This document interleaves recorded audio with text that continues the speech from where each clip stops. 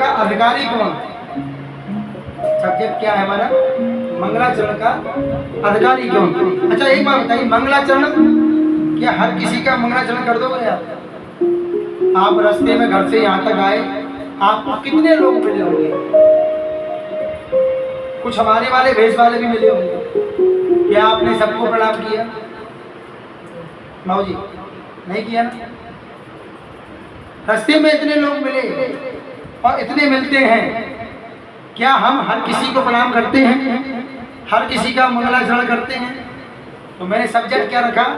मंगलाचरण का अधिकारी कौन? मंगलाचरण उसका होना चाहिए जो हमें सुख प्रदान करे, जिसके दर्शन से हमें सुख मिले, इसकी वाणी से हमें सुख मिले, हर प्रकार उसकी वाणी से हमें सुख ही सुख मिलता रहे। अच्छा, सुख देने वाले कौन हैं? आज का सब्जेक्ट सुख हो गया, कल ठाकुर जी जाने, जिससे हमें सुख मिले। देखो मंगलाचरण किसका होना चाहिए? अभी मान लो सामने आपने तो किसी को प्रणाम किया, मैं उसका अर्थ बाद में बताऊंगा, लेकिन क्यों रखा मैंने सब्जेक्ट ये कि आपने तो किसी को प्रणाम किया, लेकिन बहुत से लोग ऐसे होते हैं कि आपके प्रणाम को इग्नोर कर देते हैं। लाइफ में मिले होंगे बहुत लोग, हमें मिलते हैं, दूसरे की क्या बात करते हैं। हमने सच्ची श्रद्धा से उनको प्रणाम किया। कभी कभी प्रणाम भी हानिकारक हो जाते हैं। हाँ, तुमने प्रणाम किया श्रद्धा से, सामने वाले ने कुछ और समझ लिया, होता कि नहीं होता? लेकिन जिसको हर व्यक्ति प्रणाम करेगा, जड़ चेतन, जीव जंतु, पशु पक्षी, स्त्री पुरुष, नाग नर किन्नर, सभी जिसको प्रणाम करें, जो सभी को सुख प्रदान करे, वही तो मंगलाचरण का अधिकारी होता है। और सबको सुख कौन देते हैं? सो सुख धाम। सही है ना? सही आ रहे हैं? अब कल का भाव क्या बनेगा ठाकुर जी जाने। सो सुख धाम राम हस नाम, सो सुख धाम राम हस नाम, अखिल लोक यक विश्राम, अखिल लोक यक विश्राम, सो सुख धाम राम हस नाम, सो सुख धाम ओ राम हस नाम। सभी को सुख कौन प्रदान करते हैं? प्रभु श्री राघवेंद्र सरकार। इसमें कहीं नहीं लिखा, स्पष्ट कर दिया, सो सुख धाम, मतलब सुख देना। मैंने कहा ना, सुख तो छोटी वस्तु हो गई, लेकिन सुखों के धाम, जैसे मैंने बताया था कल आपको, मंगल के भवन। आज का सब्जेक्ट सुख हो गया, कल ठाकुर जी की इच्छा। तो मंगलाचरण उसका होता है जिसका दर्शन करने से सुख प्राप्त हो, इसकी वाणी से सुख मिले, इसको देख करके ही सुख प्राप्त हो जाए, जिसका चलना भी सुख प्रदान करे, देखना तक सुख प्रदान करे। ठाकुर जी की चितवन कैसी है? ठाकुर जी यदि देख लेते हैं ना, नजर भर के जिसको देखा वो किसका होगा? हाँ, तभी तो कह देते ना कि चितवन से ही चित्त चुरा ले, उसी का नाम चित्त चोर है। चितवन से ही चित्त चुरा ले, उसी का नाम चित्त चोर है। तो बस उसकी चितवन से भी सुख मिलता है। अच्छा देखो, अब सुख का सब्जेक्ट बढ़ रहा है तो उसको बढ़ा देते हैं, थोड़ा ब्रजरस में आपको डुबो देते हैं, थोड़ा सा ब्रजरस में डूबे। भगवान चोरी करते हैं, ये ब्रजरस है, ये कथाओं में नहीं मिलेंगे आपको कहीं, ये केवल ब्रजवासियों के पास है। मैंने कल बताया था ना, कुछ कथाएं ऐसी हैं जो केवल ब्रजवासी के पास है। अच्छा, भगवान चोरी करते हैं? अच्छा ये बताना, चोरी करना अच्छी बात होता है क्या? राव जी बता दो, चोरी करना अच्छी बात है क्या? हाँ या ना? नहीं ना? यदि आपके घर में कोई चोर आए और चोरी करे तो क्या करोगे आप?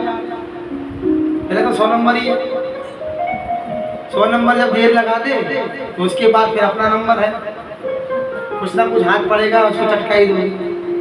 कौन कौन चाहता है कि उसके घर में चोर आए? बताओ। हाँ, इसी का निर्णय कर लेते हैं। कौन कौन चाहता है? कोई नहीं चाहता ना? नहीं, परिवार भी नहीं चाहते महाराज। चोर चोर का देखो, मैं बाप को सब्जेक्ट में लेके आऊंगा, चोर को कोई नहीं चाहता, क्योंकि चोरी चोरी का फर्क बताऊंगा ना फिर मैं आपको। ब्रजवासियों ने क्यों चाहा? चोरी करना सही बात नहीं होती, हर व्यक्ति जानता है। क्योंकि मान लो कि आपने यहाँ पे घुसाया, उसने आपके यहाँ चोरी कर ली, तो आपको उसकी चोरी से सुख मिलेगा या दुख मिलेगा? जोर से बोलो भैया, सब्जेक्ट सही है ना? दुख मिलेगा ना? लेकिन हमारे कृष्ण की चोरी से दुख नहीं मिलता। सबसे बड़ी बात, चोरी करना अच्छी बात नहीं होती।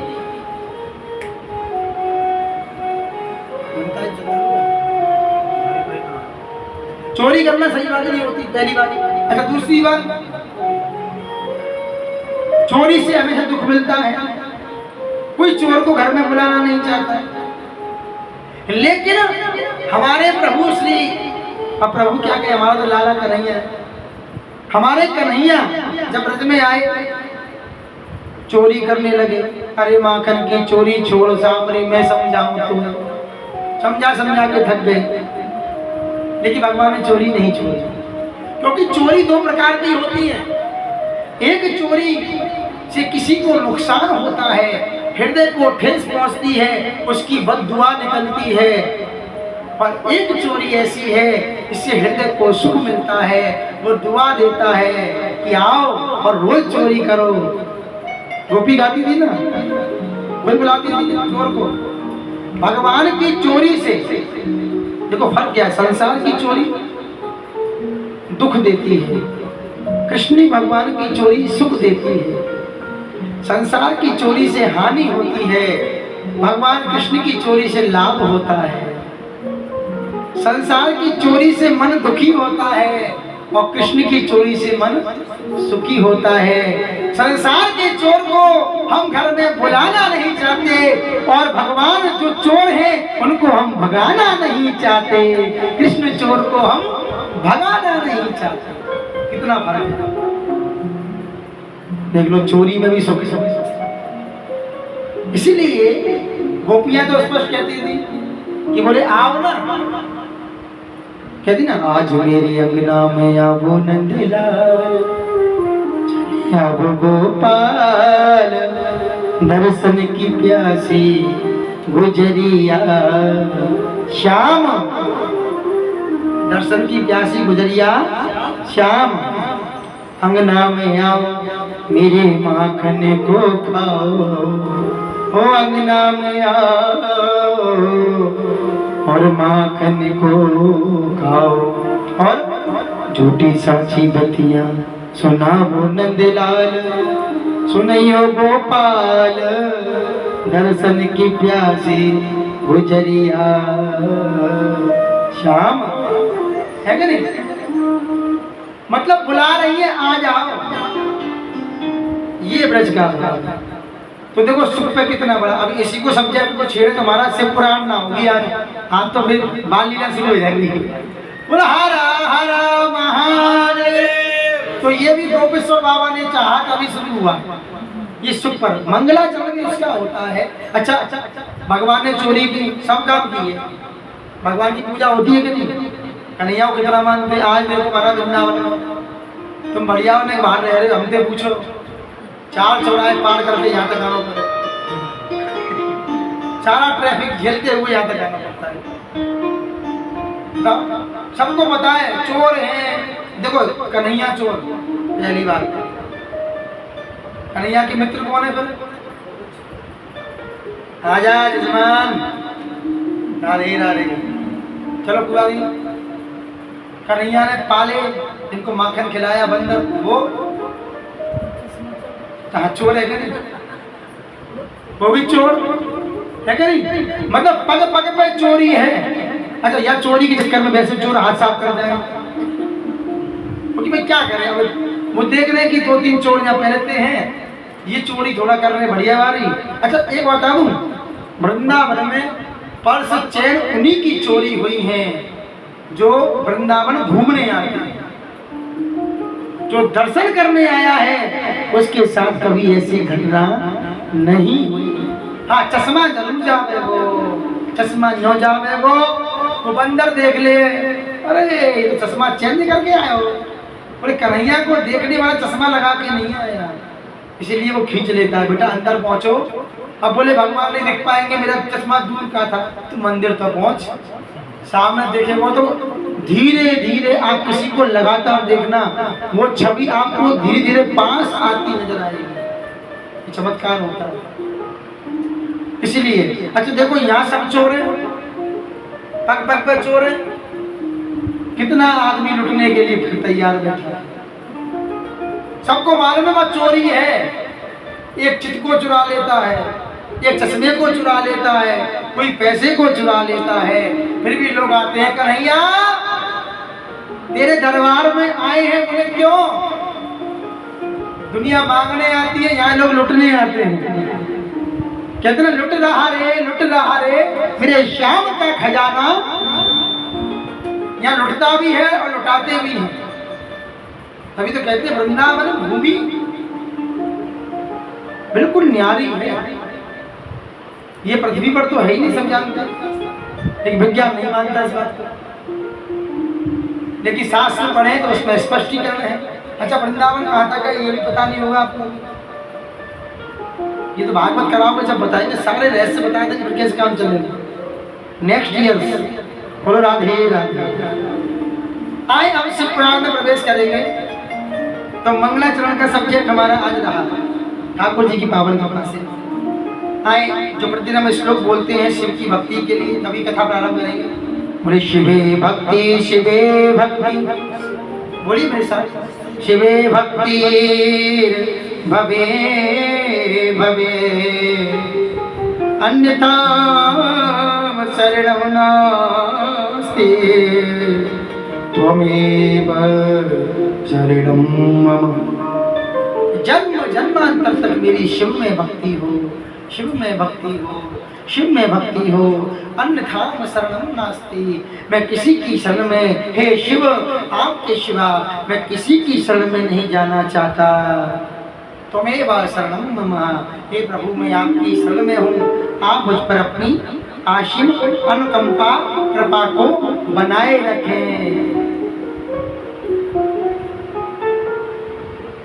क्योंकि ठाकुर जी की कृपा पानी है, कृपा मिलती है भक्ति से, भक्त से। अच्छा, कृपा पाने के भी तरीके होते हैं, हम एक श्लोक रोज बोलते हैं, आप सुनते होंगे, भक्त भक्ति भगवंत गुरु चतुर नाम बपु एक, इनके पद बंधन किए नासे विघ्न अनेक, ये बोलते हैं। अच्छा, इसका अर्थ अधिकांश सभी जानते हैं, लेकिन इसका कुछ अर्थ हम देंगे आपको आज। भक्त भक्ति भगवंत गुरु चतुर नाम, 4 नाम है। बप का अर्थ क्या होता है? क्योंकि मैं इसलिए थोड़ा पूछ लेता हूँ भैया कि मेरी कमी हो तो वो सुनने को मिल जाए तो थोड़ा बहुत। बापू का मतलब क्या है? तभी तो कहते हैं बहुत जगह शब्द आया है, बापू का अर्थ एक नहीं होता। जैसे रामचरितमानस में तात शब्द का कोई एक अर्थ नहीं है। कौशल्या ने राम जी को भी तात कहा है, राम जी ने पिताजी को भी तात कहा है, राम जी ने सुमंत जी को भी तात कहा है। बहुत जगह तात शब्द आया है। तात एक सम्मानीय शब्द है, तात का मतलब पिता नहीं होता। तात तात हा तात पुकारी परे भूमि तल व्याकुल भारी। अरे भूमि तल व्याकुल भारी। है क्या नहीं? किसकी चौपाई है? हाँ, कहाँ की है? मैं पूछ लेता हूँ क्योंकि आगे राम कथा भी होगी तभी तो समझोगे, तो उस पर समझने में आसानी हो जाएगी। हाँ अब महाराज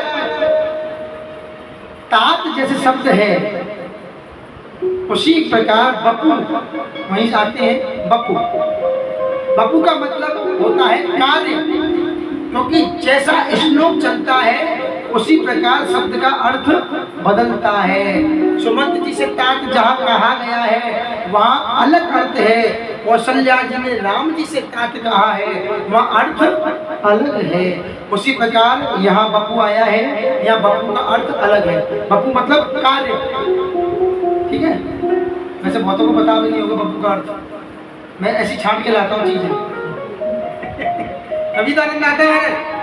बपू एक भक्त भक्ति भगवंत गुरु, चारों का कार्य एक है। अब समझिए होगा श्लोक को, नहीं बहुत चक्कर में पड़ जाते हैं। बपू क्या है क्योंकि पूरा समझना है ना श्लोक को। और इनके पद वंदन किए ना सही विघ्न। इसका पूरा अर्थ क्या है?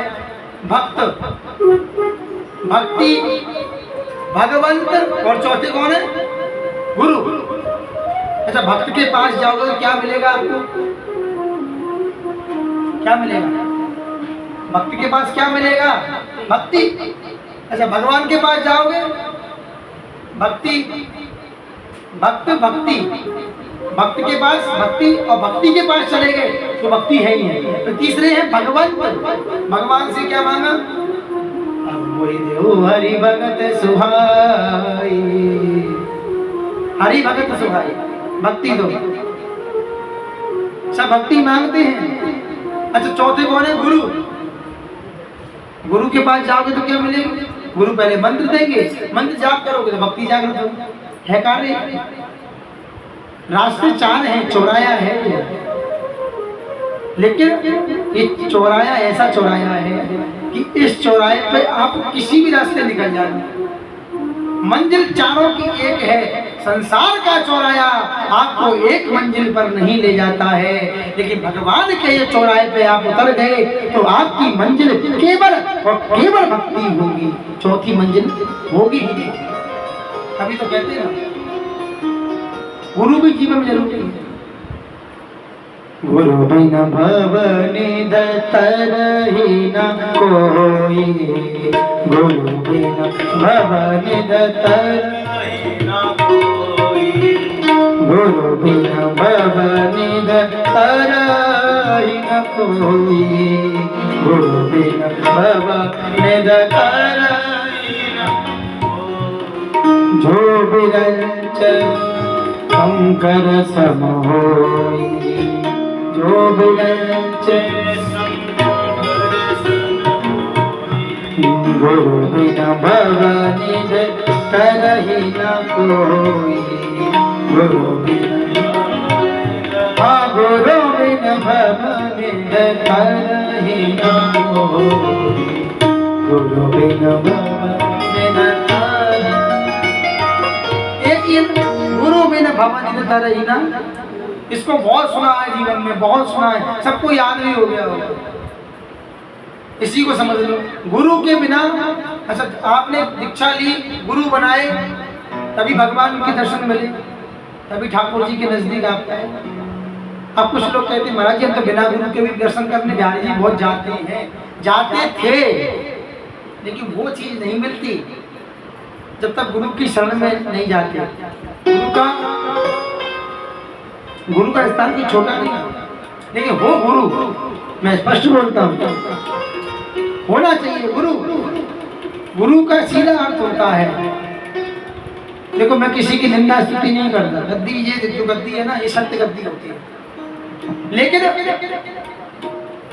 कुछ चीजें बना दी गई हैं, पहले ही बना दी गई। बाबा तुलसीदास जी लिख गए, बड़े बड़े संत लिख गए। कौन लिख गए? वेद व्यास जी ने श्लोक लिख दिए, क्योंकि उनको मालूम था भविष्य में आगे ऐसा होगा। अच्छा हुआ उस समय भी था, शुक्राचार्य जी जैसे गुरु भी थे, ये ना।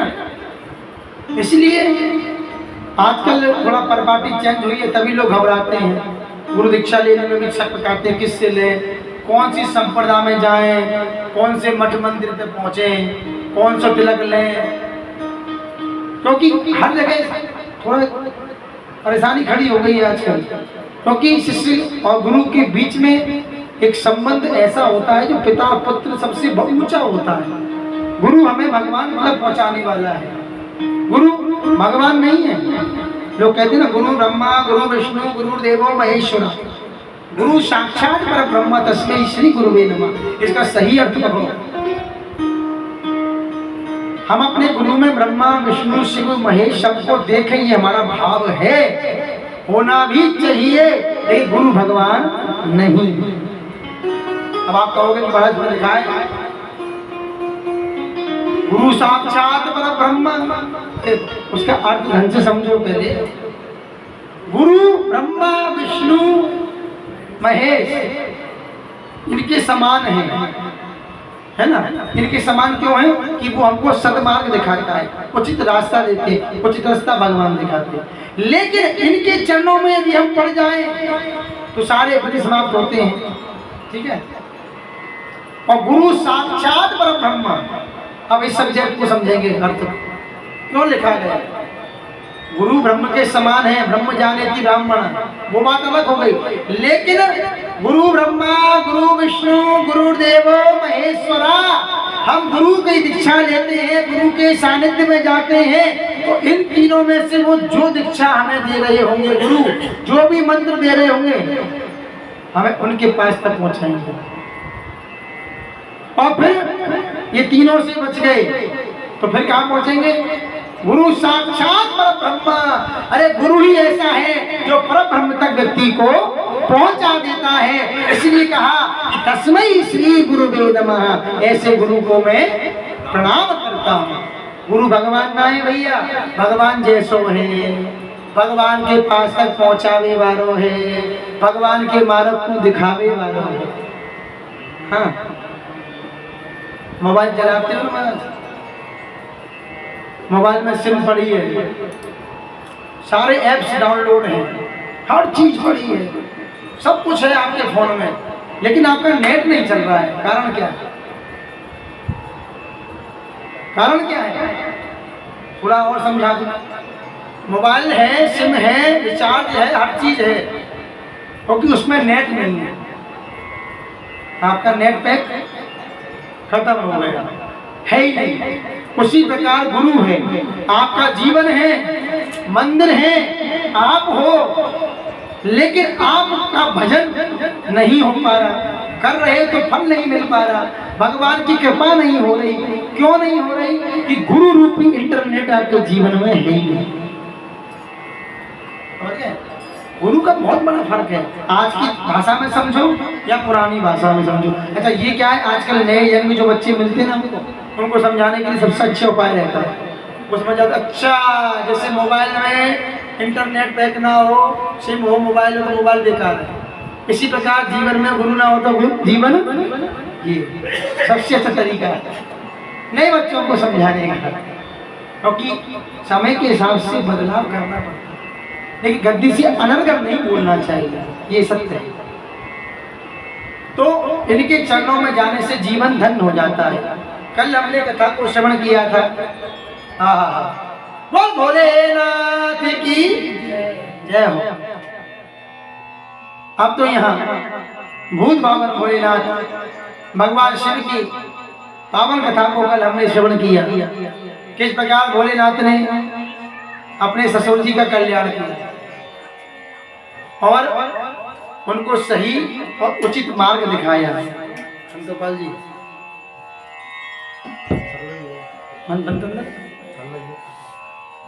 उचित मार्ग दिखाया।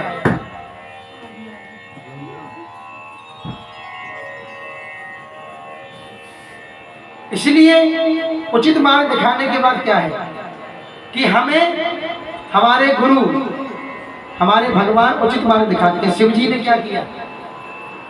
शिव जी तो गुरु हैं, भगवान कृष्ण कृष्णम माने जगत गुरु। भगवान जब कृष्ण रूप में आए तो कितनों का श्रृंगार किया, कितनों को सही रास्ता दिखाया। उसी प्रकार भोलेनाथ ने अपने ससुर जी को क्या दिखाया? उचित रास्ता। बोले बहुत मैं कर चुके, अब समय आ गया है, अब तुम वृद्ध हो रहे हो, शादी संबंध बच्चों के हो गए, अब तो तू ऊपर आ जाओ कि मैं ही में चलेगी हैं? एक बोलते ना, मैना जो मैना कहती है, मैना उसकी जाती है, बकरी मैं करती है, छुरी गर्दन चलाती है, आजकल बोला जाता है। इसलिए अधिक मैं भी व्यक्ति को नहीं करनी चाहिए। अब आगे पावन कथा में रुद्र संहिता का तृतीय खंड प्रारंभ होता है और यहाँ देवर्षि नारद जी ने पिता में ब्रह्मा से प्रश्न किया, सूत जी ने सौनक जी से प्रश्न किया। यहाँ कई कथा चल रही है, एक कथा नहीं चल रही। ब्रह्मा जी नारद जी को सुना रहे हैं, ये प्रसंग चल रहा है और प्रारंभ में सूत जी सुनाई रहे हैं, सनकादिक महर्षि सुनाई चुके हैं, नंदीश्वर भोलेनाथ से सुन रहे हैं। एक साथ कई कथा चलती है न, वो कथा थोड़ी आगे आएगी, लेकिन चाल चल सब साथ में रही है, प्रसंग थोड़ा विलंब से आता है। अब महाराज यहाँ नारद जी ने हाथ जोड़े, बोले प्रभु ये तो मैंने सुन लिया, लेकिन अब आप मुझे ये बताएं कि माता सती, क्योंकि कहते हैं ना सती मरत हरि सन भर मांगा, सती मरत हरि सन भर मांगा। क्या मांगा? जन्म जन्म शिव पद अनुराग, जन्म जन्म शिव पद अनुरागा। कथा यही छोड़ी थी ना, वहीं से प्रारंभ हो गई। सती मरद शिव सन हरि सन भर मांगा।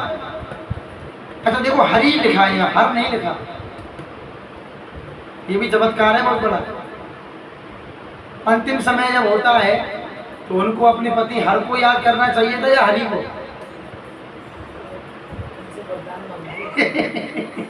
ये तो कथा है। बाबा तुलसीदास जी की चौपाइयों में संकेत छुपे होते हैं, लेकिन समझना पड़ता है, खाली इतना ही तो फर्क है। एक शब्द चौपाई का अर्थ बदल देती है। सती मरत हरि सन वर मांगा, विष्णु भगवान से हरि से मांगा, शंकर जी से नहीं मांगा। वो अपने पति का भी ध्यान करती, लेकिन क्यों? वो जानती हैं कि मुझे प्रभु से मिलना है, क्योंकि वो तो ध्यान में चले जाते हैं। मैंने आपको पहले बताया था, जब भी शंकर जी के मंदिर जाओ, शिवालय जाओ, शिव जी के सामने ज्यादा मत मांगना, क्योंकि वो समाधि में रहते हैं, वो सुन नहीं पाते ज्यादा।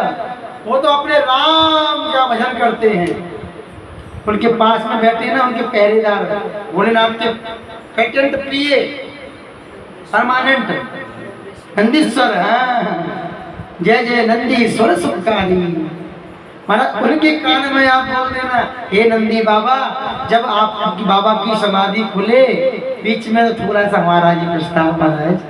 देखो नियम जैसे यहाँ है ना कि आपको किसी बड़े लोग से मिलना है तो पहले पीए से मिलना पड़ता है, उसके बाद कागज भेजना पड़ेगा, होता है ना, तब आपका कागज ऊपर पहुंचेगा, डायरेक्ट आप नहीं दे सकते। उसी प्रकार शिव जी के यहाँ है नियम, इसलिए नंदी से आप दो, आपका काम हो गया। बस यही तो यहाँ हो रहा है। इसीलिए माता सती जानती थी कि मैं स्वयं भोलेनाथ से कहूंगी, वो समाधि में होंगे इस समय, वो सुन पाए नहीं सुन पाए ध्यान ना देना। वैसे प्रभु तो सब सुनते हैं, लेकिन वो राम जी के भजन में इतने मगन रहते हैं कि संसार से थोड़ा दूर रहते हैं, तभी तो वो शिव हैं। शिव जी ने विष्णु भगवान को पद क्यों दिया? इसलिए दिया था कि भैया पद को तुम संभाल लो, तो फिर क्या होगा, आप भजन टेंशन फ्री होगा, बिल्कुल स्वच्छता से भजन ठाकुर जी का होगा। तो इसलिए सती मरत हरि सन भर मांगा। क्या मांगा? जन्म जन्म शिव पद अनुराग। बोले जन्म जन्मांतर तक मेरी शिव में भक्ति हो। वही बोल रहा था ना, शिवेर भक्ति शिवे भक्ति, एक ही अर्थ है। जन्म जन्म शिव पद अनुरागा। ये क्यों मांगा? कि बोले शिव जैसा पति पाने के बाद भी मैं शिव को समझ नहीं पाया, क्योंकि हमारे पति हमसे वो समझा रहे हैं। पति पत्नी की बातें होती है, पति बहुत सी बातें पत्नी के भले के लिए कहते हैं, ये पत्नी नहीं मानती, और जब सच्चाई सामने आती है तब पश्चाताप होता है। हाँ, तो वही हुआ सती को मारा। हमारी तुम्हारी कहानी अलग नहीं है। तभी तो कहते हैं कथा जो होती है, कथा जो हर ले मन की व्यथा। कथा मनोरंजन का विषय नहीं होता, मनोविकार भंजन का विषय होता है। लेकिन आजकल तो महाराज ज्ञान यज्ञम करिष्यामि होते थे पहले शब्द जी, पहले लोग क्या कहते ज्ञान यज्ञम करिष्यामि, लेकिन आजकल ज्ञान यज्ञम करिष्यामि कम होते हैं, नाच यज्ञम करिष्यामि ज्यादा होते हैं। हाँ, 10 मिनट ना कथा सुनो भाई फिर, और भजन में ऐसा बोले चक के नाचो। ठीक है, कथा में नाचना चाहिए, तुम भी कहते हैं, लेकिन ऐसा नहीं मत नचाओ कि पतो परी कथा तो है 10 मिनट और भजन चल लो 1 घंटा, वो गलत है। हमारा कथा उद्देश्य क्या है? अच्छा, मैं यह कथा कर रहा हूँ पूरी ऋषि परंपरा से हो रही है, इसको कहते हैं ऋषि परंपरा। एक आध पद गा दिया ठाकुर जी का, या एक आध कोई भजन गा दिया तो गा दिया, ये 4 घंटे कथा चलती है। भजन का आश्रय कम, क्यों? क्योंकि हम यह कथा सुनने बैठे हैं।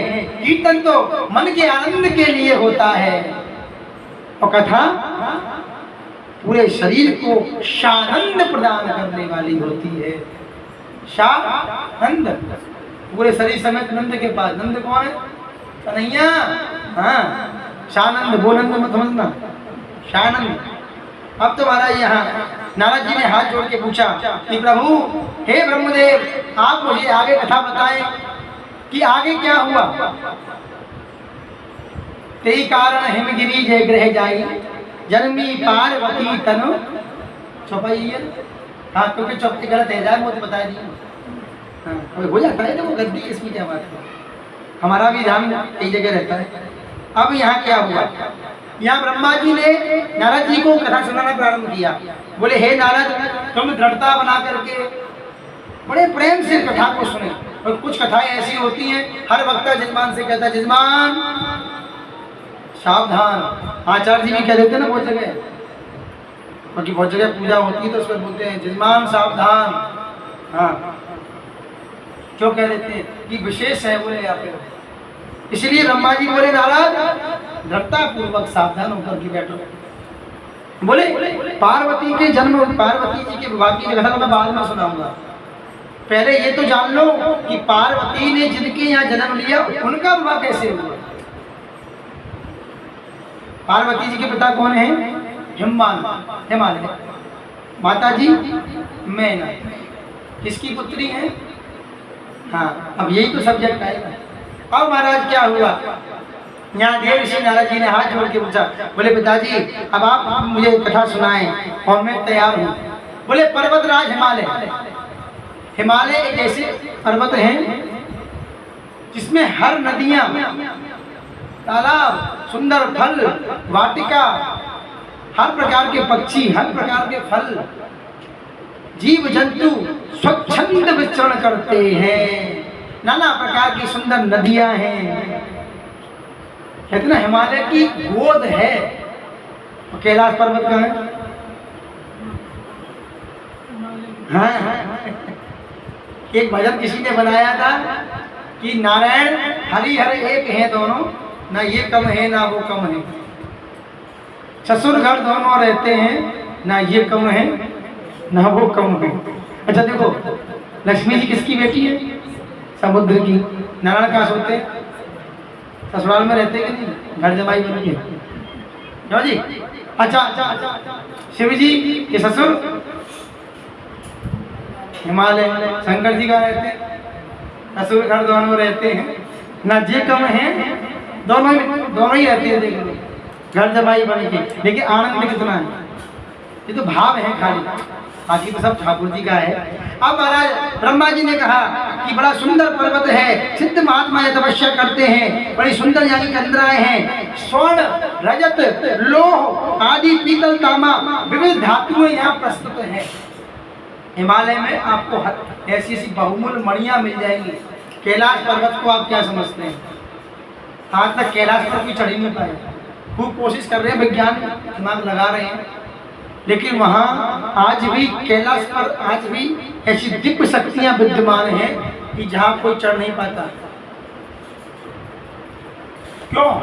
आपने देखा भी होगा, दिखा रहे हैं लोग, चढ़ नहीं पाते कैलाश पर। और कैलाश पर्वत का आप दर्शन करें तो वहाँ आपको, आजकल लोग उसको पिरामिड का नाम देने लगे हैं। भैया पिरामिड के आकार नहीं है, शिवलिंग आकार है। कैलाश को गौर से देखिएगा, लेकिन जैसी जिसकी दृष्टि वो तो वैसा ही देखेगा। ज्ञान वापी में भी लोग क्या क्या बन रहे हैं, कोई कह रहा है फुब्बारा है, अरे भैया दृष्टि जैसी दृष्टि होता नहीं होता, ऐसा नहीं होना चाहिए भैया। शिवालय को शिवालय की दृष्टि से देखा जाता है। कैलाश पर्वत कोई पर्वत नहीं है, कैलाश तो स्वयं शिव जी हैं, वही तो शिवलिंग है। कैलाश तो पूरा शिवलिंग की तरह बना हुआ है, लेकिन कोई पिरामिड की तरह देख रहा है, कोई कैसा देख रहा है। शिवालय ऐसा शिवलिंग है जिसमें हर धातु है। कैलाश के अंदर सारी धातु हैं, हर फल है, हर पुष्प है, हर प्रकार की नदियां हैं उस कैलाश में ही। अब आप कहोगे महाराज कैसे? दूध, दही, शहद, घी, मठा, हाँ ये सब नदियां हैं इन चीज़ों की। भागवत सुनिए, खंडों का वर्णन सुना होगा, इलाहाबाद खंड, उनका एक वहाँ बहुत बड़ा वृक्ष है, इस पर से आम टूटते हैं, आम की नदी बह रही है। ये खंडों में है, अलग अलग खंड हैं, सप्त द्वीप हैं, और खंड कितने हैं? 9। द्वीप कितने हैं? 7। हम कौन से द्वीप में रहते हैं? जम्मू द्वीप। किस खंड में रहते हैं? बोलो जल्दी, बोलो जल्दी। आचार्य जी, जम्मू द्वीप है, हाँ, आर्यावर्त है, आर्यावर्त है। अब इसका नाम भरत खंड क्यों पड़ा? 3 भरत है ना। पहले भरत जड़ भरत, जो भरत हुए थे। दूसरे राम जी के लघु भ्राता भरत। तृतीय शकुंतलानंदन भरत। इन 3 भरतों के नाम पर इसका नाम भारत पड़ा, जहाँ डाल डाल पर सोने की चिड़िया करती है बसेरा। वो भारत देश है मेरा, वो भारत देश है मेरा। ऐसी पावन भूमि में हम रहते हैं। जम्मू द्वीप है, भरत खंड है, आर्यावर्त है, आर्यावर्त बोला जाता है। अब यहाँ इसी प्रकार 7 द्वीप हैं, शालमली द्वीप, क्रौंच द्वीप और भी हैं। इसी प्रकार इलाहाबाद खंड। इलाहाबाद खंड क्या होता है? इलाहाबाद खंड एक ऐसा खंड है जहाँ पर कोई भी पुरुष जाए तो वो स्त्री बन जाता है। भाव जी सुना होगा भागवत में आपने, पुरुष जाएगा तो स्त्री बन जाएगा, वहाँ का प्रमाण है। अब ये इतने बड़े बड़े वैज्ञानिक हैं तो चंदा पे भैया विमाने भेज रहे हैं, अरे एक आध बार इलाहाबाद खंड पे भिजवा दे। सही बात है। अरे एक खंड में आप रह रहे हो, और भी तो खंड हैं। जब हम ऊपर की तरफ जाते हैं आकाश मंडल में किसी विमान के द्वारा, जब आप भूमि पर देखें तो हमें नाना प्रकार के दर्शन होंगे। हर प्रकार के पृथ्वी के समान दिखाई देते हैं। पृथ्वी कैसा है? इसको बोलते हैं नीला ग्रह, नील वर्ण, नील वर्ण का है। हमारी जो पृथ्वी है ये नील वर्ण की है। इसी प्रकार नाना प्रकार के ग्रह हैं, भूखंड हैं। ये भूगोल खगोल का विषय है। अणु, परमाणु। अब अणु क्या होता है? सूरज की रोशनी देखी है, उसमें कण उड़ते देखे हैं। वो कण कहाँ दिखाई देते हैं? रोशनी में, कि उसके अलावा भी दिखाई देते हैं? क्यों दिखते हैं? ये तो है, उसका नाम अणु है, क्योंकि उसके लिए इतनी रोशनी चाहिए। आप 1000 वाट की हैलोजन लगा दो महाराज, तब उस हैलोजन में आपको थोड़े बहुत कुछ कण से दिखाई देते होंगे, हल्के, लेकिन सूर्य की किरण में जो अणु दिखते हैं वो अणु आपको उसमें दिखाई नहीं देंगे। इसीलिए अणु, परमाणु, कृष्णेणु ये सब भूगोल खगोल का विषय है। लेकिन हम इतना नहीं प्रवेश करेंगे क्योंकि ज़्यादा घनिष्ठ हजम नहीं होता है ना भैया। इसलिए दाल रोटी खाए जाओ तो हरि गुण गाए जाओ। इसलिए क्या है, बोले दाल रोटी की तरह सीधी सीधी ठाकुर जी की प्रेम में कथा को सुनते हैं और गरिष्ठ भैया राजमा वाला भोजन नहीं करेंगे। इसलिए हमने गरिष्ठ कथा को विश्राम देते हैं और प्रेम कथा को प्रारंभ करते हैं। बोले भोलेनाथ की आए। अब ब्रह्मा जी ने सुनाना प्रारंभ किया। बोले पितरों की पुत्री है मैना। अब पितरों की पुत्री कैसे हुई? पितरों की पुत्री मैना है, धन्या है, कलावती। कितनी पुत्री है? ये मानस पुत्री है। अब मानस पुत्री क्यों है ये भी देखेंगे, बताएंगे आगे। पितरों की पत्नी का नाम क्या है? सुधा। सुधा ही है हाँ, क्योंकि दक्ष प्रजापति की 60 कन्याओं में से एक पितरों को भी आएगी। सुधा जो है ये इनकी सबसे बड़ी बेटी है मैना, उनसे छोटी है धन्या, उनसे छोटी है कलावती। 3 बिटियां हैं और ये तीनों की तीनों अयोनिजा हैं। अयोनिजा किसको कहते हैं? जैसे आपने सुना होगा पंचकन्या, सुना है पंचकन्या, उसी प्रकार अयोनिजा होती है। पंचकन्या जीवन भर तरुण रहती हैं, जवान, वृद्ध नहीं होती कभी। कुंती, द्रौपदी, तारा, मंदोदरी और 5वीं अरे सुलोचना कोई तो थी। सही बाबू जी, चलो आगे ठाकुर जी आए। इसी प्रकार अयोनिजा होती हैं, इनको वृद्धावस्था नहीं सताती। अहिल्या, हाँ कुंती, मंदोदरी, ये है पंचकन्या। अब महाराज अहिल्या आदि कथा तो हम सुन चुके हैं, कभी कभी हमारा भी हो जाता है, कोई दिक्कत नहीं। अब महाराज यहाँ क्या हुआ? अयोनिजा कन्या है। अयोनिजा कन्या ऐसी है कि जो देवलोक में, ब्रह्मलोक में सभी के देवताओं के प्रणाम के लिए स्थिर रहती हैं, सेवा के लिए स्थिर रहती हैं। तो पितृलोक कहाँ है? हाँ, इसीलिए पितरों की पूजा करते हैं। अब यहाँ क्या हुआ?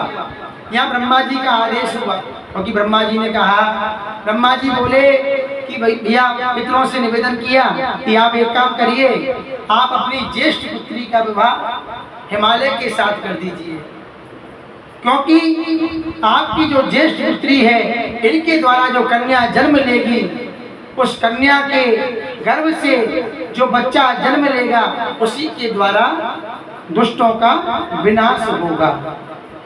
और बोले वो कन्या साधारण मनुष्य का वर्ण नहीं करेगी, वो कन्या स्वयं आदि शक्ति जगदम्बा होगी और वो स्वयं साक्षात शिव जी का ही वर्ण करेगी। उस प्रकार पितर आपस में चर्चा की। अब एकदम तुम्हारे घर में कोई आ जाए, सब छोरी को ब्याह कर दो, तो क्या करोगे? तुरंत कर दोगे? घर में चर्चा होगी, बातचीत होगी, छोरा देख लो कैसे हो, क्या कमा है, कैसी कमाई है, स्वभाव कैसे हो, झगड़ालू तो नहीं है क्या? सब चीज़ देखनी पड़ती है महाराज, तब विवाह होता है। पितर बोले कि हम चर्चा कर लेते हैं। आपस में चर्चा हुई। चर्चा करने के बाद सर्वसम्मति से उन्होंने विवाह को स्वीकार किया, अपनी स्वीकृति प्रदान कर दी। लेकिन यहाँ एक कथा आती है कि मैना, धन्या और कलावती, इन तीनों में भेद क्या हुआ? कौन थी? मैना को तो हमने समझ लिया, लेकिन धन्या और कलावती कौन है इसको भी समझते हैं। एक बार ये सभी तीनों की तीनों कन्याएं भगवान विष्णु के दर्शन के लिए गई और वहाँ दर्शन करके उनके ध्यान में बैठी हुई थी। अचानक वहाँ क्या हुआ? सनकादिक मुनि, सनक, सनंदन, सनातन, सनत कुमार, ब्रह्मा जी के मानस पुत्र, वो मानस पुत्र है ब्रह्मा जी के, और ये पुत्रों की मानस पुत्रियां हैं। ये ध्यान में बैठी थी। चारों भाई पहुंचे और इन्होंने उन्हें खड़े होकर के प्रणाम नहीं किया। यही गलती इनसे हुई। यही गलती किस किस ने की? बहुत लोगों ने गलती की है, लेकिन मैं दूसरा आपको बताता हूँ। एक गलती यहाँ इन्होंने की। एक गलती की किसने? यमला अर्जुन जो वृक्ष बने थे, कुबेर भंडारी के पुत्र नारद जी को प्रणाम नहीं किया, जल में जड़ की तरह खड़े थे, इसलिए श्राप क्या दिया, जड़ हो जाओ। उन्होंने भगवान की स्तुति की है। जब भगवान ने उखल के द्वारा उन वृक्षों को गिराया तो खड़े हो गए महाराज। देखो कहते हैं ना, समय से झुक जाओगे तो फायदे में रहोगे। नहीं महाराज, वो टेढ़ी टांग वाला ऐसा झुकाता है। कैसे झुकाता मालूम है? पहले तो दंड देते हैं, बोले फाइन तो भरा जाएगा, पहले थोड़ा कुछ सेवा तो कर लो, पहले थोड़ी सी जेल करा देते हैं। जेल मतलब श्राप दे करके कुछ दिन के लिए बिल्कुल जड़ बना दिया। चाहते तो पहले ही कर देते। ऐसा अहिल्या के साथ नहीं हुआ, ऐसा ही हुआ ना, अहिल्या के साथ पत्थर बना दिया। उसी प्रकार जड़ बनाया। जब तक नहीं झुके और जब जड़ बने रहे तब उनको पश्चाताप हुआ। तभी कहते हैं ना, अवसर निकल जाता है तब व्यक्ति को होश आता है। तभी तो कहते जीवन निकल गया जब जीने का ढंग आया, जब शम्मा बुझ गई तो महफिल में रंग आया, गाड़ी निकल गई जब घर से चला मुसाफिर, मायूस हाथ मरता वापस बेरंग आया। जीवन निकल गया जब जीने का ढंग आया, जब शम्मा बुझ गई तब महफिल में रंग आया। जब फुर्सत होती है जीवन में तब तो वक्त रहता है, तब आदमी काम नहीं करता। और जब वक्त नहीं रहता उस समय बोलते कि वक्त दे दो महाराज। उस वक्त मांगा जब वक्त तंग आया, बोले अब समय नहीं है, किसी की सांस अटक रही है, लास्ट समय चल रहा है, बोले अब तो जाने वाले हैं महाराज। अब किसी बड़े से बड़े डॉक्टर बोले अब तो विदेश में इलाज होगा महाराज। ये होता ना भारत में। ये बताओ महाराज, जिसके गला कट गया, सर कट करके उसका इलाज भारत में ही हुआ, क्योंकि हमें भारत में विश्वास ही नहीं होता तो विदेश ले जाते हैं। क्यों ले जाते हैं? क्योंकि यहाँ के डॉक्टरों को फिर भरोसा नहीं करते। यदि दक्ष प्रजापति को विदेश ले गए होते तो क्या होता? जिंदे हो पाते? गणेश जी को सीधा अमेरिका रेफर कर दिया जाता तो क्या जिंदे हो पाते?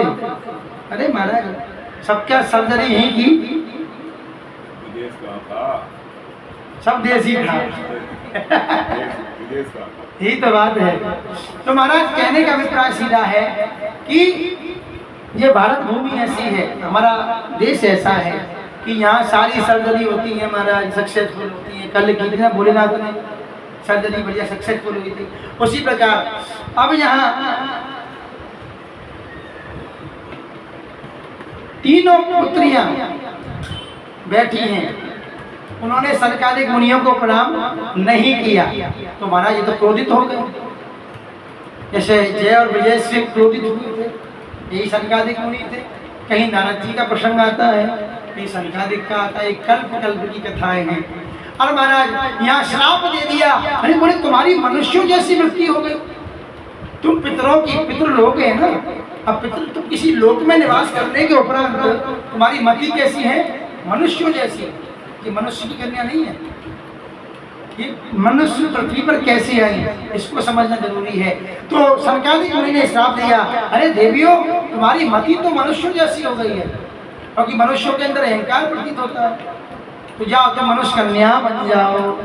और जब एक देवलोक से जब पृथ्वी पर आता है व्यक्ति तो दिक्कत होती है ना कि यहाँ से वहाँ तक का सफर करने के लिए कितनी तपस्या की होगी, और वहाँ से तनिक सा पाप, क्षण इतना थोड़ा सा ही पुण्य हमारे जीवन को बना देता है, और क्षण भर का पाप ही हमारे जीवन को मिटा देता है। तभी तो लंकिनी ने कहा है, लंकिनी ने कहा था ना, तात स्वर्ग अपवर्ग सुख धरिए तुला एक अंग, तूल न ताही सकल मिली, जो सुख लव, लव माने थोड़ा, हाँ, जो सुख लव सत्संग। कौन कह रहा है इस बात को? कोई विद्वान कह रहा है, लंकनी। ये सोच कब आई? मुठिका एक महाकपिहरी, क्योंकि वो पहले तो मैं कर रही थी। हनुमान जी बोले अरे तू बूढ़ी है गई या गेट कब तक संभालेगी? एक मुष्टिका मारी, रुधिर बमत धरनी ठनमनी। जो रुधिर निकला वो क्या था? उसका पाप था। पाप रुधिर बमत धरनी ठनमनी। जब रुधिर निकला, पाप बाहर निकला, तो देखो चौपाई, मैं क्या कहता हूँ बाबू जी, तुलसीदास जी महाराज ने बहुत बड़े बड़े संकेत छुपाए हैं। खाली चौपाई को समझना ही है, बस करना कुछ नहीं है। रुधिर बमत धरनी ठन मनी, और एकदम होश आया।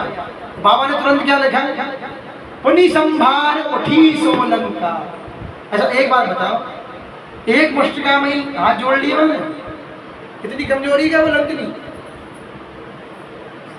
जब तक रुधिर नहीं निकला तब तक उसने हाथ, क्योंकि वो पाप बाहर निकला, पुण्य ने प्रवेश किया। और उस समय क्या हुआ, अचानक चकमका गई। बोले क्या, रुधिर बमत अपनी ढनमनी, पुनि संभार, संभार माने होश आया। अरे राम भक्त खड़े हैं, मैं क्या कर रही थी। पुनि संभार उठी सो लंका, और तुरंत क्या किया, जोर पान कर विनय सत्संग, हाथ जोड़ लिए। बुद्धि विपरीत थी, तुरंत एक में ही देखो हनुमान जी की पूछा हल्का हल्का। लोग कहें कि वहाँ पे आई साहब ये विद्या वहाँ से, अरे महाराज सब विद्या यही की। हनुमान जी के एक मुष्टिका में महाराज पवन तने बल पवन समान। इसलिए लंकनी को ज्ञान हुआ, तुरंत बोल उठी, तात स्वर्ग अपवर्ग से। बोले हनुमान जी का कोई सत्संग हुआ था, बताइए। लंकनी से एक चौपाई बताओ जब सत्संग हुआ हो, हुआ कहीं बाबू जी? फिर क्यों लिख दिया? सत्संग क्या हुआ मैं बताता हूँ आपको। हनुमान जी ने बहुत समझाया, नहीं समझी। जैसे ही मुष्टिका मारी, कहते ना भक्त का स्पर्श होना ही सत्संग के समान होता है। कोई भक्त आपको छू ले, आपका हृदय परिवर्तित हो जाएगा भक्त के छूने से ही। इतना चमत्कार है। प्रहलाद जी कथा सुनिए आपने, भक्त प्रहलाद की क्या होता है, बहुत से कथावाचक सुनाते हैं। हाँ स्पर्श किया ना, जहाँ स्पर्श किया वो नारायण होता है। इसलिए हनुमान जी ने क्या किया, इसलिए जो सुख लव सत्संग, बोले आपने मुझे स्पर्श कर दिया तो मेरी मति शुद्ध हो गई। यदि धन्य है वो लोग जो सत्संग में क्षण भर के लिए जाकर के बैठ जाते हैं। इसका अर्थ ये है, जो सुख लव सत्संग, और तुरंत इतनी मति पवित्र हुई, इतनी मति शुद्ध हुई, आशीर्वाद दे दिया। बोले क्या, प्रवेश नगर कीजिए सबका जा, प्रवेश नगर कीजिए सबका जा। क्या कर रहे हैं, प्रवेश नगर कीजिए सब, हृदय राख कौशलपुर राजा, हृदय राख कौशलपुर राजा, प्रवेश नगर कीजिए सब काजा, हृदय राख कौशलपुर प्रवेश किया। अब लौट के वही कथा में आते हैं। तो यहाँ सनकादिक मुनियों ने श्राप दिया, मनुष्य कन्या हो जाओ। अच्छा मनुष्य कन्या हुई, पृथ्वी पर आई। मैना के बारे में हमें जानकारी है। जब उन्होंने चरण पकड़ लिए, तो चरण पकड़ने के बाद स्पष्ट कहा, प्रभु श्राप तो दे दिया है, इसका मोचन तो बताओ। उद्धार, उद्धार कैसे होगा, मोचन कहते हैं उद्धार से, उपाय। बोले इसका उपाय बताओ, मोचन बताओ। हाँ भैया संत तो संत हैं, पैर पकड़े भैया, कोई क्षमा मांगता तो क्षमा भी करते हैं। तो श्राप तो दिया, लेकिन उसका उपाय भी ऐसा बता दिया कि किसी आशीर्वाद से कम नहीं है। और यहाँ स्पष्ट किया है। बोले कहने लगे, बोले जो मैना है वो ज्येष्ठ पुत्री है, ये हिमालय का वर्णन करेगी,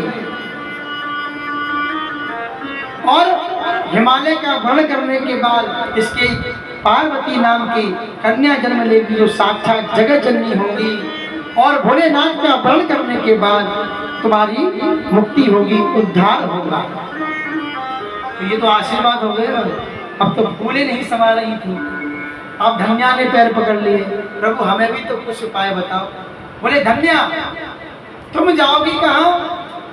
बोले तुम यहाँ नहीं जाओगी। एक को कहाँ भेजा? हिमालय। दूसरी को कहाँ भेजा? नेपाल, जनकपुरी। हाँ, भिन्न भिन्न कर दिया। बोले तुम दूसरी कहाँ जाओगी? बोले महाराज बधेरा जनक जी, तुम जनक जी की पत्नी बनोगी क्या? सुनैना, कन्या का नाम ही सुंदर नैन थे उनके। इसकी नैन सुंदर हो, उसको कहते सुंदर नैना, सुनैना। सुमाने सुंदर, सुंदर नेत्र वाली, सुनैना के नाम से। और उधर अब तीसरी कौन बची? कलावती। देखो कहाँ कहाँ भेज रहे हैं। पहली को भेज दिया हिमाचल, देवनगरी, और दूसरी को कहाँ भेज दिया? नेपाल, जनक जी के यहाँ। बोले तुम्हारे कोख से, कोख से कहा जाता है तुम्हारे यहाँ सीता उत्पन्न होंगी, जो आदिशक्ति जगदम्बा होंगी। उनके उत्पन्न होने के बाद तुम्हारा कल्याण हो जाएगा। देखो दोनों को ही आदिशक्ति मिल गई। तीसरी कौन बची? कलावती। अब बताओ कलावती कहाँ गई? एक को उधर भेजा, एक को नेपाल भेजा, कलावती को ब्रजमंडल भेज दिया। बोले तुम बसवान की पत्नी बनोगी कीरत। पहले जन्म में कलावती थी, तपस्या की, तो बोले तुम कहाँ जाओगी? ब्रजमंडल में। तीनों को कितनी अच्छी जगह भेजा है। और तुम्हारे यहाँ बोले क्या? बोले आदि शक्ति। बोले भगवान की आराधनी शक्ति श्री राधा रानी का जन्म होगा। श्री राधा रानी को भगवान कृष्ण वर्ण करेंगे और तुम्हारा कल्याण हो जाएगा। अब तो तीनों ने सुना तो चरण पकड़ के क्षमा मांगी। बोले प्रभु आपने तो हमें श्राप दिया था, उससे हमें बिल्कुल दुख नहीं हुआ, क्योंकि जो आपने मोचन बताया है वो तो एक आशीर्वाद दे दिया। अच्छा तीनों के यहाँ कौन आएंगी? कन्या। तीनों कन्या कौन है? आदिशक्ति। साधारण तो नहीं है, तीनों को आदिशक्ति, आदिशक्ति जगदम्बा की माता बनने का अवसर मिला। मतलब तीनों को वरण कौन करेंगे? भगवान, है कि नहीं? एक को शिव, एक श्री राम, एक हमारे लाला कन्हैया। ये है चमत्कार, संतों का कल्याण। अब यहाँ लिखा है रचितो देवी रुद्र पत्नी पुनर्भव लीला पुरुम यथा योग्यम प्राप्नोयुर्नि जरा सुखम। बोले आप पार्वती को प्रकट करने के बाद, उत्पन्न करने के बाद, जन्म देने के बाद अपने पापों से, श्राप से मुक्त हो जाओ। अब तो यहाँ महाराज यहाँ बताते हैं इस प्रकार से हिमालय को जब ये सूचना मिली कि पितरों की पुत्री से मेरा विवाह होगा। अब तो महाराज मेना का विवाह हिमालय से किया गया, बड़े प्रसन्नता के साथ विवाह हुआ। और विवाह हुआ, अच्छा विवाह होता है तो नारद जी की भूमिका आपको हर जगह मिलेगी। पिताजी थे, पिताजी के ब्याह में भी नारद जी पहुंच गए या ब्रह्मा जी। भाई एक बात बताइए, आपने डाक का जो बॉक्स होता है उसमें लेटर डाल तो दिया, उसको भेजने, अब भेजने वाला काम किसका है? डाकिया चाहिए ना। लेटर बॉक्स में आप तो डाल के घर पहुंच गए, अब आपने जिम्मेदारी किस पर छोड़ दी? हाँ, तुम्हारा उसी प्रकार वहां भी है नारद जी का काम। महाराज नारद जी के मुकाबले कोई पोस्टमैन नहीं है महाराज, वो देवताओं के पोस्टमैन है। उनकी पोस्ट इतनी स्पीड पोस्ट है। हाँ, हम लोग कहते हैं स्पीड पोस्ट 3 दिन में आते हैं, क्षण में। सोचो कितनी स्पीड से जाते हैं।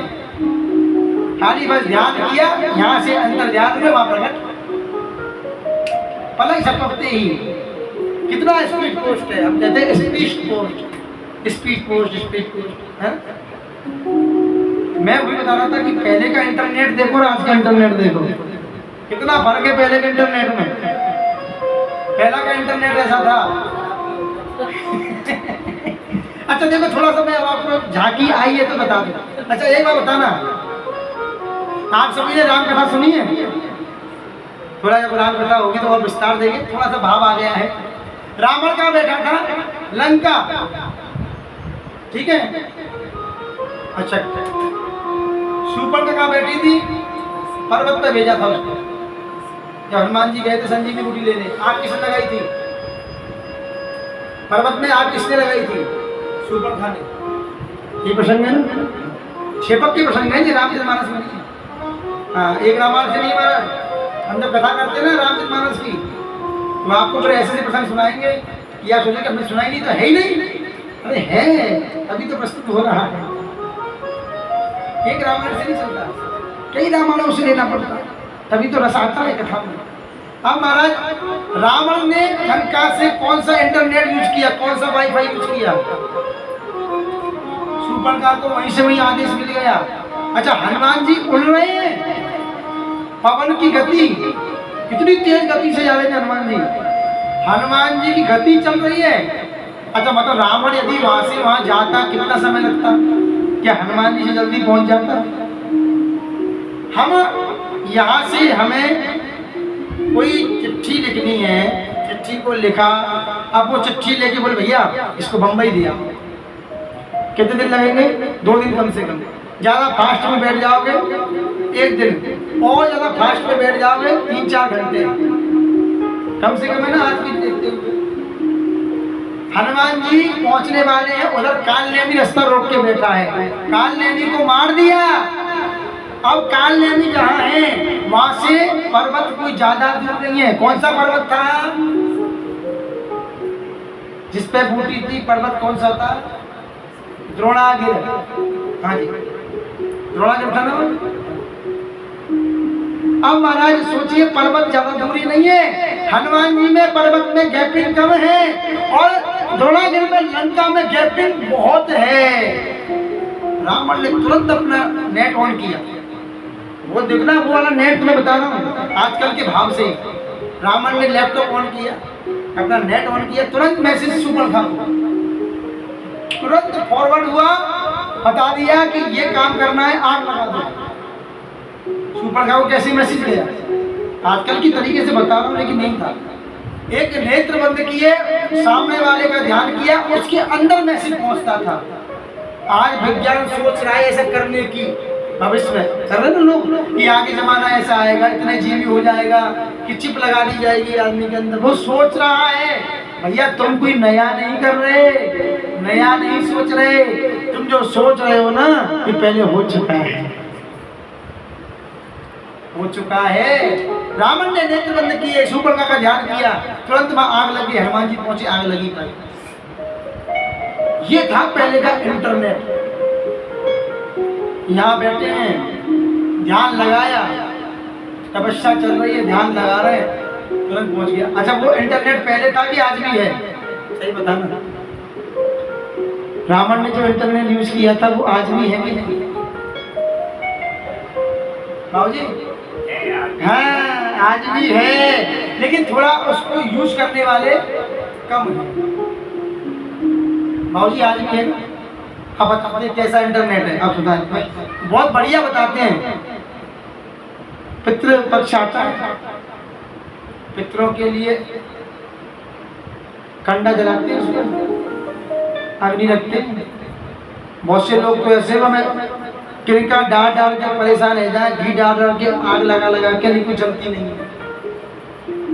और बहुतों के पितृ तुरंत स्वीकार करते हैं, है कि नहीं? आपने स्मरण किया पितृदेवाय नमः, पितामहे नमः, प्रपितामहे नमः, मातामहे नमः, माता, जो भी आपने स्मरण किया। बताओ आते हैं कि नहीं? स्वीकार करते हैं कि नहीं? इंटरनेट ही है ना, वही वाला है, यूज करते हो ना, लेकिन भरोसा कम है। मैंने आपको बताया कि कौन सा इंटरनेट था, वही इंटरनेट है। बहुत फास्ट चलता है, इसकी स्पीड कभी लो नहीं होती। वाईफाई धोखा दे जाएगी, लेकिन वो वाली स्पीड धोखा नहीं देगी। आप शिव जी की पूजा कर रहे हो, रुद्राभिषेक होता है, नमस्ते रुद्रमंडल, है ना? शिव जी का आह्वान किया, आपके हाथ में कौन सी शिवलिंग है? नर्मदेश्वर है। पत्थर तो नहीं कह सकते हम, लेकिन एक जेनुअल भाषा में पूछे पाषाण है, पाषाण है। लेकिन हमने कामना की कि हमें इस उद्देश्य से शिव जी का रुद्राभिषेक करना है, बीमारी के लिए, धन के लिए, पुत्र के लिए। हमने उनमें साक्षात शिव को देखा तो वो शिवलिंग है। हमने साक्षात शिव का ध्यान किया तो शिव जी, हमारा नेट फॉरवर्ड हुआ, तुरंत कनेक्टिंग हो गई नहीं हो गई, कनेक्ट हुआ नहीं हुआ, तुरंत यहाँ हमने कनेक्ट कहाँ किया, यहाँ, और कनेक्ट हो गया वहाँ, एक साथ तीन कनेक्ट हो गए और हमारा कार्य हो गया।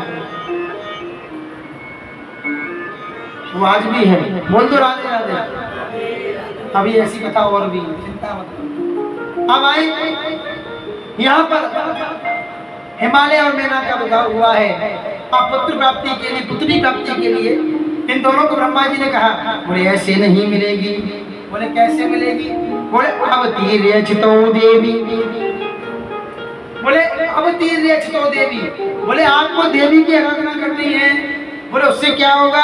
बोले रुद्र पत्नी पुनर्भवा, उनसे निवेदन करना है कि आप रुद्र की पत्नी पुनर्भवा, पुनर्भवा ने दोबारा आपको पुनर्भवा बनना है। देखो मैंने कहा दोबारा का अर्थ क्या, बहुत होते हैं श्लोक के, मुहुर्मुहु, कल एक बताया दूसरा, आज तीसरा हो गया संस्कृत का पुनर्भवा। तो जहाँ श्लोक जैसा संकेत करता है, ये गुरु जी से मिलता है। अब महाराज पुनर्भवा, बोले उनको ये निवेदन करना है।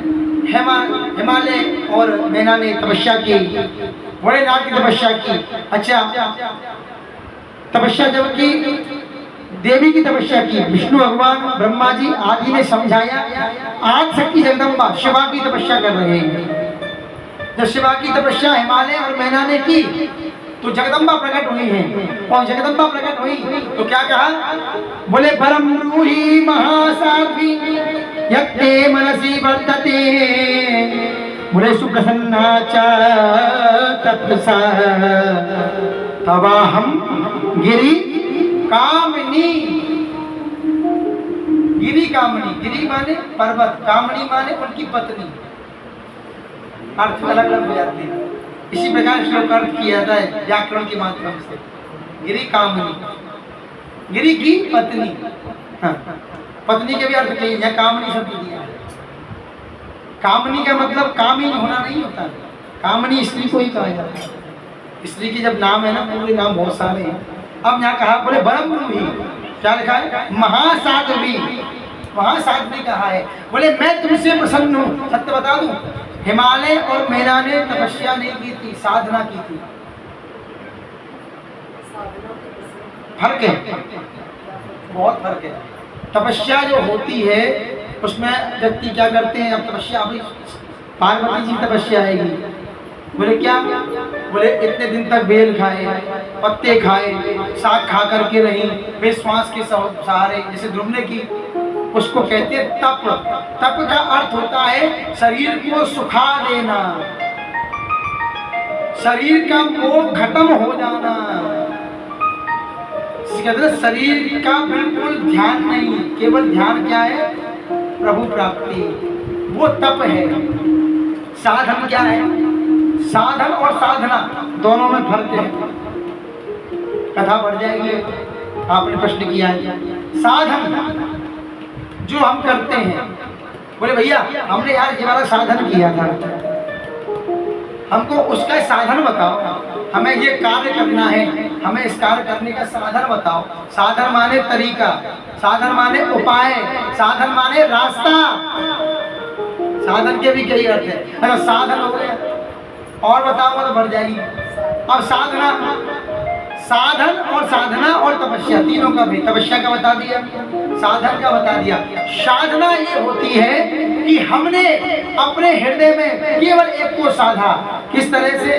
हमने भोजन नहीं छोड़ा, हमें साग नहीं खाना, हमें बेलपत्ती खाने की टेंशन नहीं, हमें श्वास रोकने की जरूरत नहीं, हमें एक पैर पे खड़े होने की आवश्यकता नहीं, हमें घर छोड़ के बाहर जाने की, जंगल की जरूरत नहीं।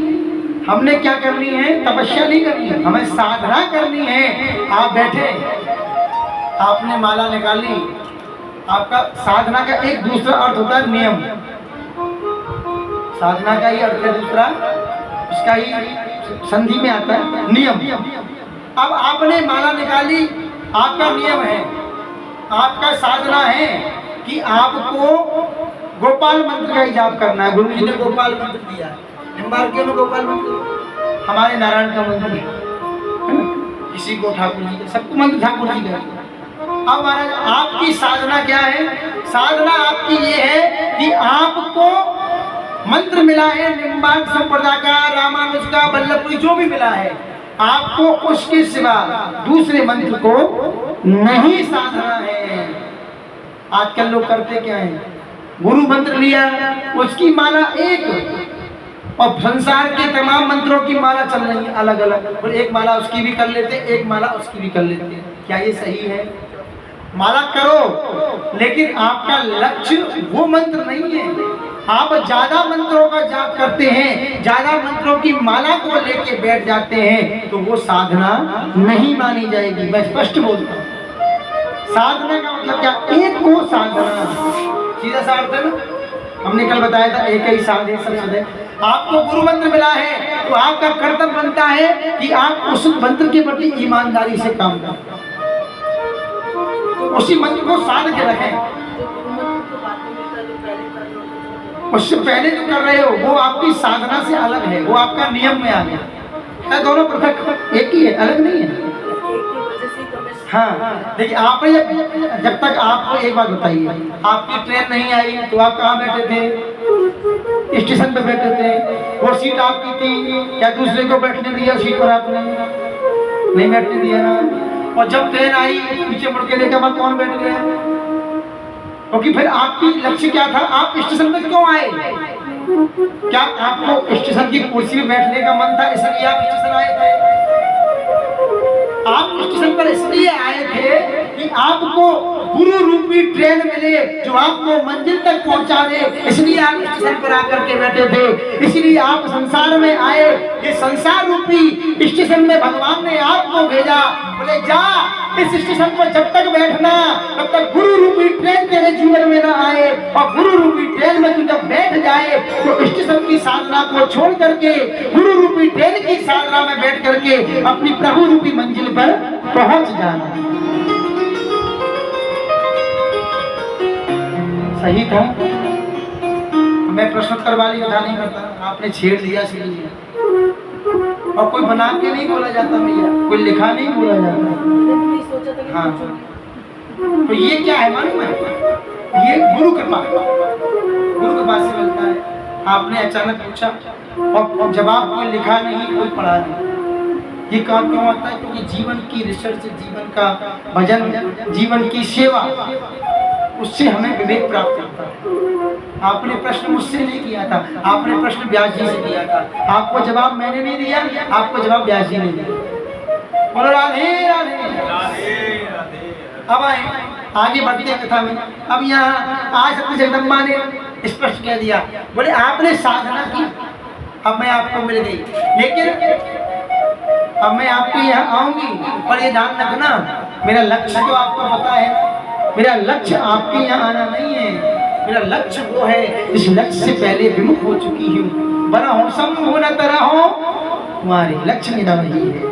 आगे यहाँ कहते हैं हम भविष्यामि संतुष्टा तब भक्तिता देव कार्य करिष्यामि सेविता निखिलई सुरई। सेविता निखिलई सुरई, बोले यहाँ आप मुझे पुत्र रूप में प्राप्त तो करोगी, लेकिन ध्यान रखना मैं जगदम्बा हूँ, सभी सेवा करते हैं। और जब जगदम्बा प्रकट हुई तो मैं ना तो उनके सौंदर्य को देख रही थी। अच्छा ये था ना, पार्वती ने जब जन्म लिया वो गौर वर्ण थी या श्यामल वर्ण थी? श्यामल वर्ण थी, गौरा बाद में हुई। आगे कथा आएगी ये पार्वती की बात। हाँ जी, सही बात है, झूठ है? हाँ जी, श्याम वर्ण थी। इसमें स्पष्ट लिखा है श्याम वर्ण में आदि शक्ति जगदम्बा। शिवा का रंग कैसा है? श्याम रंग। शिवा का, शिव का नहीं पूछा, शिव का तो कौन है? वो तो रोज गाते हैं ना, कर्पूर गौरम करुणावतारम संसार सारम भुजगेन्द्रहारम सदा वसंतम हृदयाल बिंदे भवं भवानी सहितं नमामि। भवं भवानी कर्पूर, कपूर के समान। शिव जी का भेष का वर्णन बाद में करेंगे, ये फिर शिव जी पे ही अटक जाएंगे हम। अब देखो कथा चलते चलते कितनी देर हो गई, अभी एक पन्ना नहीं सरका है। सोचो, हम सोच रहे आज दुआ करेंगे, लगता है कल नहीं है पावे वो आपको। क्योंकि कथा एक मोड़ ले लेती है। अच्छा, मोड़ जो लेती है वो भी सही लेती है, गलत मोड़ लेती नहीं है कि नहीं? जो मोड़ आता है भाव अनुसार आता है। अब यहाँ महाराज जन्म हुआ, बोले मनोरम कन्या को पाकर के गिरिराज उत्साहित हो गए और कहते हैं एक समय जब कन्या का जन्म हो गया तो नारद जी को कहाँ रोका जाता है? वो तो तैयार रहते हैं। नारद जी पहुंचे क्योंकि नारद जी को पता था कि बोले अब शक्ति का जन्म हुआ है। और देखना, सती जब जन्म लेके आई थी उस समय उन्होंने गलती क्या की मालूम है? जो गलती आजकल हम लोग कर रहे हैं। क्या आज हम लोग गलती कर रहे नहीं कर रहे? बूढ़े हो गए महाराज, उम्र निकल रही है, अब सोच रहे अब गुरु मंत्र ले लें। अब गुरु मंत्र ये सोचते हैं, ये गलती सती ने कर दी, गुरु दीक्षा नहीं ली। नारद जी पहुंच गए इसलिए बोले अब नहीं छोड़ूंगा। हाँ, पहले गुरु दीक्षा ली होती तो क्या सती भटकती? लेकिन नारद जी तुरंत पहुंच गए, बोले अब नहीं छोड़ूंगा, अब तो दीक्षा देनी पड़ेगी। क्योंकि दीक्षा दे दूंगा तो प्रभु, क्योंकि हम गुरु दीक्षा जो देते हैं ना वो आपके जीवन को साधते कैसे हैं? क्योंकि दीक्षा देने के बाद वो आपको भगवान के हाथ में पकड़ा देते हैं। कैसे? जिस प्रकार दशरथ जी ने किया था, सौंपे भूप ऋषि सुत, तुम जानो। और क्या कर दिया? बोले आशीर्वाद, बोले बहुविध देह नसी। आशीर्वाद भी कौन सा दिया? बहुविध। अब ये कथा और बढ़ जाएगी आगे, क्या पाए मानस में प्रवेश कर जाएंगे। तो उसी प्रकार सौंप देते हैं गुरु चेला को, भगवान के हाथ में सौंप देते हैं। अब तुम जानो, हमने तो तुम्हारा मंत्र देके अपना कार्य कर दिया। अच्छा, LIC का बीमा करा रखा है? किस किस का हो रहा है? सबका ही हो रहा है। हाँ, ये बताओ जिससे आपने बीमा कराया, जिस समय बीमा कराया होगा उस समय तो वो आपके पास बैठा होगा, बिल्कुल प्रेम भाव से मिला होगा, 10 बार चक्कर लगाए होंगे, उसके बाद इतना कोई जानता नहीं है। क्योंकि उसका जो परसेंटेज है वो अपने अकाउंट में अपने आप आता रहेगा। उसका मेन काम जो था उसने जोर क्यों लगाया कि आप कैसे भी उसके क्लाइंट बन जाओ, है क्या नहीं? तो गुरुजी जोर क्यों लगाते हैं? तुम चेला बन जाओ। उसके बाद क्या होगा? बोले हम तुम्हें मंत्र देंगे, बोले वो तुम्हारा बीमा हो जाएगा। बोले फिर क्या होगा? बोले तुम जो भजन रूपी किस्त जमा करोगे, भजन रूपी किस्त में से जो हमारा परसेंटेज है 10%, 20% जो भी हो वो हमारे अकाउंट में आ जाएगा। सही बात है कि झूठ है? हाँ जी है ना जी? आओ जी, सत्य है। अब तो महाराज यहाँ नारद जी तुरंत पहुंचे। नारद जी ने बिल्कुल नहीं देर की, बोले जब ते उमा शैल गृह जाई, सकल से तेजम पतिता छाई, नारद समाचार सब पाए, कौतुक कही गिरी देव सिधाए, त्रिकालज्ञ सर्वज्ञ तुम गति सर्वत्र तुम्हारे, कयो सुता के दोष गुण मुनिवर हृदय विचार। कहा? अब इसमें एक शब्द आया था, नारद जी कैसे आए? शांति से आए या बड़े प्रेम से आए या गुरु दीक्षा देने के उद्देश्य से ही आए? चौपाई क्या कह रही है? नारद जी ऐसे नहीं आए महाराज, साधारण तरीके से नहीं आए। मैं चौपाई बोली थी, क्या लिखा था? बोले नारद समाचार सब पाए,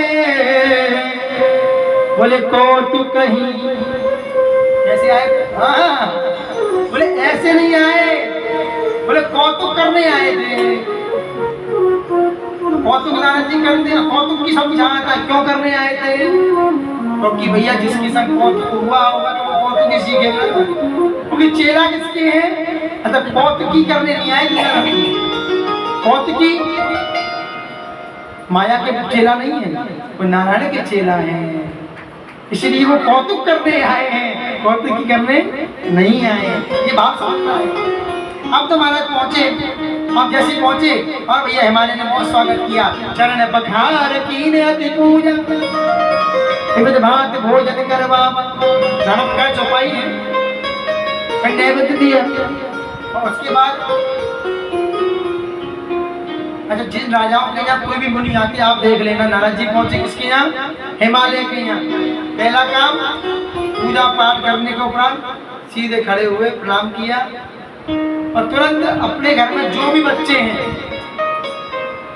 उनको बुलाया। ये हमारा संस्कार था, था कि नहीं?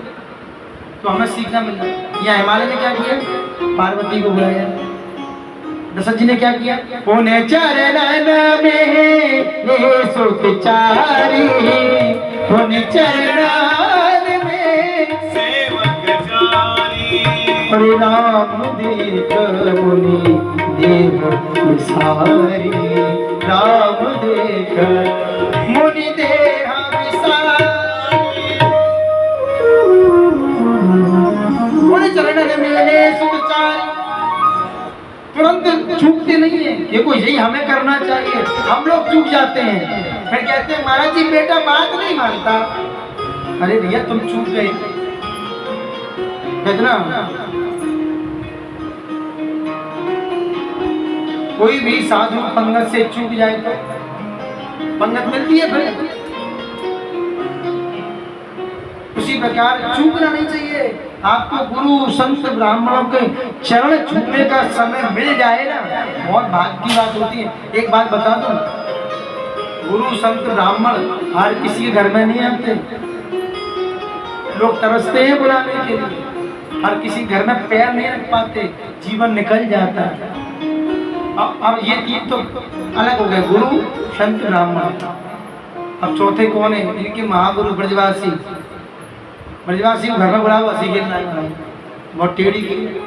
हाँ, टेढ़ी वस्तु है ना, जल्दी आवे वही ना, पहली बात तो आवे वो ना, और आ गए हो तो फिर जावे हो। अब आप सोचो कि महाराज जी तो फिर क्या आप यहीं रहोगे? अरे हम आपके घर में नहीं रहेंगे, आपका जो हृदय रूपी घर है उसमें हमेशा के लिए निवास पालेंगे। ये है ब्रजवासी। आ तो गए लेकिन जाएंगे, ये है। तो भाई यही बात है, क्योंकि उनके अंदर रस भरा होता है। हम महाराज कौतुक कहीं आए तो कौतुक करने आए थे, तो पार्वती जी आई, बुलाया, प्रणाम किया पार्वती जी ने। नारद जी ने देखा, अब हिमालय तुरंत बोले कहे हो नाथ गुण दोष सब। ये काम किसने किया था? नारद जी को तुरंत याद आ गया। हाँ, विश्व मोही एकदम अरे नहीं, वो अलग था, क्योंकि नाराज जी सबसे घबराने लग गए हैं। अब जैसे नाराज जी बोले नहीं, हमने तो अस्त्र का देखना बंद ही कर दिया, आप नहीं देखते? बोले क्यों? अब हमने हिमालय जी एक प्रण ले लिया है, क्योंकि अब हम क्या थोड़ा स्त्रियों से दूर रहते हैं, स्त्रियों का स्पर्श नहीं करते। हिमालय बोले प्रभु मैंने पैर पकड़ लिए। अरे बोले नहीं, नारद जी घबरा क्यों रहे हैं? नहीं ऐसा ना हो कि यहाँ भी कोई रेखा ऐसी निकल जाए। पहले बंदर बनाया था ब्लैक वाला, हाँ भयंकर लिखा था ना, चौपाई लिखा कि मैंने आपको श्लोक दिखाया था। अब पता नहीं क्या होगा। बोले हमने छोड़ दिया, अब हम हस्तिनापुर का देखते ही नहीं। अरे बोले कुछ तो बताओ। अब आ सकती जगदम्बा खड़ी थी। अच्छा जगदम्बा कौन है? भगवान की माया ही तो है। एक माया से पहले पिंड छुड़ा के नारद जी आए, बोले हे माया, पहले आपने हमको नचाया, अब तो पता है यहाँ नारद जी की और पार्वती जी की सारे बात चल रही है। आंखों की बात होती है ना, अच्छी अच्छी समझ पाते हैं। आंखों में कुछ कह दिया, लाखों लोग बैठे हो, यदि श्याम जी से कहा तो श्याम जी समझ गए, कोई समझेगा ही नहीं। ये होती है आंखों की बात। हाँ जी कुछ बात है। अब वही नारद जी ने कहा नहीं देखेंगे। पार्वती बोली टेंशन मत लो, इसमें वो नहीं है जो आप सोच रहे हैं। ये अब जो ये रही है वर्ष वही बुवारी चौपाई इसमें नहीं लगेगी। क्यों? यहाँ चेंज है। वो रेखा तो वही है ना, वो रेखा तो वही है, लेकिन माया किस बात की? बोले रेखा वही है लेकिन चेंज है। बोले क्या? बोले इसमें अलग लिखा है। बोले नारद जी तुरंत देखा, बोले देख लो महाराज, पार्वती जी का तो संकेत मिला, उनसे वचन मिल गया कि बोले नहीं नचाएंगे, चिंता ना करो। बोले क्यों? बोले पहले हमने आपको नचाया था, अब हम आपको गुरु बनाएंगे, अब हम आपको गुरु बनाएंगे। अच्छा जब गुरु वाला भाव, देखो ये मानस में नहीं है भाव, किसी रामायण में नहीं है, ये व्यक्तिगत भाव है, क्योंकि व्यक्तिगत भाव चल रहा है ना। बोले महाराज देख लो रेखा, बोले पहले वचन दो। ऐसा किसने कहा था? सुखदेव जी ने कहा था ना भगवान से, जब गर्भ से बाहर आ रहे थे, वो नहीं आऊंगा। वो स्वयं नारायण आके मुझे वचन दे कि उनकी माया मुझ पे आक्रमण नहीं करेगी। तो वही यहाँ संकेत चल रहा है, ये मेरा भाव है व्यक्तिगत, किसी का नहीं। तो नारद जी पार्वती जी की बात चल रही है। जब पार्वती जी ने उनको सांत्वना दी, साक्ष्य दिया कि बोले चिंता ना करो, तब नारद जी ने कहा कि चिंता ना करो। बोले त्रिकालज्ञ सर्वज्ञ तुम, बोले इनके हंसने का देख के बताओ, कहो सुता के दोष गुण। अच्छा पहले शब्द क्या आया? दोष, फिर गुण। हम लोग क्या करते हैं? उल्टा करते हैं। कोई पूछे भैया तुम्हारे पुण्य बहुत हैं, तुम्हें सीधा स्वर्ग मिलने वाला है, लेकिन थोड़ा पाप भी है, हल्का सा है। बोले उसका फल क्या है? बोले उसका फल ये है कि तुम्हें ज्यादा नहीं, 1 घंटे के लिए नरक में जाना है, बस 1 घंटे के लिए नरक जाना है। फिर बोले पुण्य इतना है, बोले जीवन भर स्वर्ग में रहोगे। अच्छा मनुष्य क्या दिमाग लगाएगा? 1 घंटे का पहले भोग लेते हैं, क्या फायदा? स्वर्ग भोगे लंबा, उसके बाद इतना सुख भोगने के बाद 1 घंटा जब काटेंगे वो सहन। इसलिए क्या करता है मनुष्य, क्या सोचता है कि ऐसा करो पहले 1 घंटे का नरक भोगवा दो, 1 घंटे के बाद फिर स्वर्ग जाना ही है, जीवन बिताना है। यही भूल कर जाता है। किसने भूल की भाव की ऐसी? कौन थे ऐसे? हाँ भागवत तो सुनते हैं। अब सवारी बात मैं ही बता दूंगा तो सोता था कैसे पूछना पड़ेगा ना, तुम्हारा जीवन निकल कथा सुन गए। हाँ याद ना आ रही, कोई बात ना है, सुना है। अब महाराज नरक की कथा सुनी है? सुनिए ना, उसमें भी वृत्तांत आता है, और भी कई कथाएं जिससे हमें संकेत मिलता है। अब महाराज अब क्या हुआ? अब नारद जी ने स्पष्ट कहा, बोले आप हस्तरेखा देखें, पार्वती जी से साक्षी मिली। तो नारद जी क्या लिख रहे हैं? कहे मुनि बेहसे मूढ़ भगवानी, कहे मुनि बेहसे मूढ़ भगवानी, सुता तुम्हारे सकल गुण खानी, सुता तुम्हारे सकल गुण खानी, सुंदर से सुशील सयानी, नाम उमा अंबिका भवानी। हिमालय ने क्या पूछा पहले? नहीं दोष। हिमालय पूछ रहे हैं कहो नाथ, कहो सुता के दोष गुण, और नारद जी शुरू कहाँ से कर रहे हैं? तुम कहाँ जा रहे हैं भैया? नारद जी कहाँ शुरू कर रहे हैं? हाँ गुण से। यही तो कौतुक करने आए थे ना, मैंने क्या कहा कौतुक करने आए हैं तो कुछ तो करेंगे। पार्वती जी ने इशारा किया, क्या कर रहे हो? बोले पिताजी ने पूछा है पहले दोष बता दो। क्यों कह रही थी? क्योंकि पार्वती जी को ये था कि नाराजी जल्दी बोल दे, इस शिव जी से विवाह होगा इनका तो। लेकिन नारद जी क्या कर रहे हैं? नहीं, बोले माता जी आप नहीं जानती, नारद को वैसे ही लोग घर में कम घुसाते हैं, है क्या नहीं? और जैसे जैसे तो यहाँ पर एक बार वहां गए तो बंदर बनना पड़ा, अब यहाँ आ गए, वैसे नारद की एंट्री कम होती है घरों में। एक बात बता दो, संसार में कोई ऐसा गृहस्थी नहीं है जिसके यहाँ नारद जी नहीं आते। कौन से रूप में आते हैं मैं नहीं कह सकता। आपके किसी के भी घर में नारद जी हर गृहस्थी के घर जाते हैं, आज भी, चाहे एक दिन जाए, एक क्षण के लिए जाए।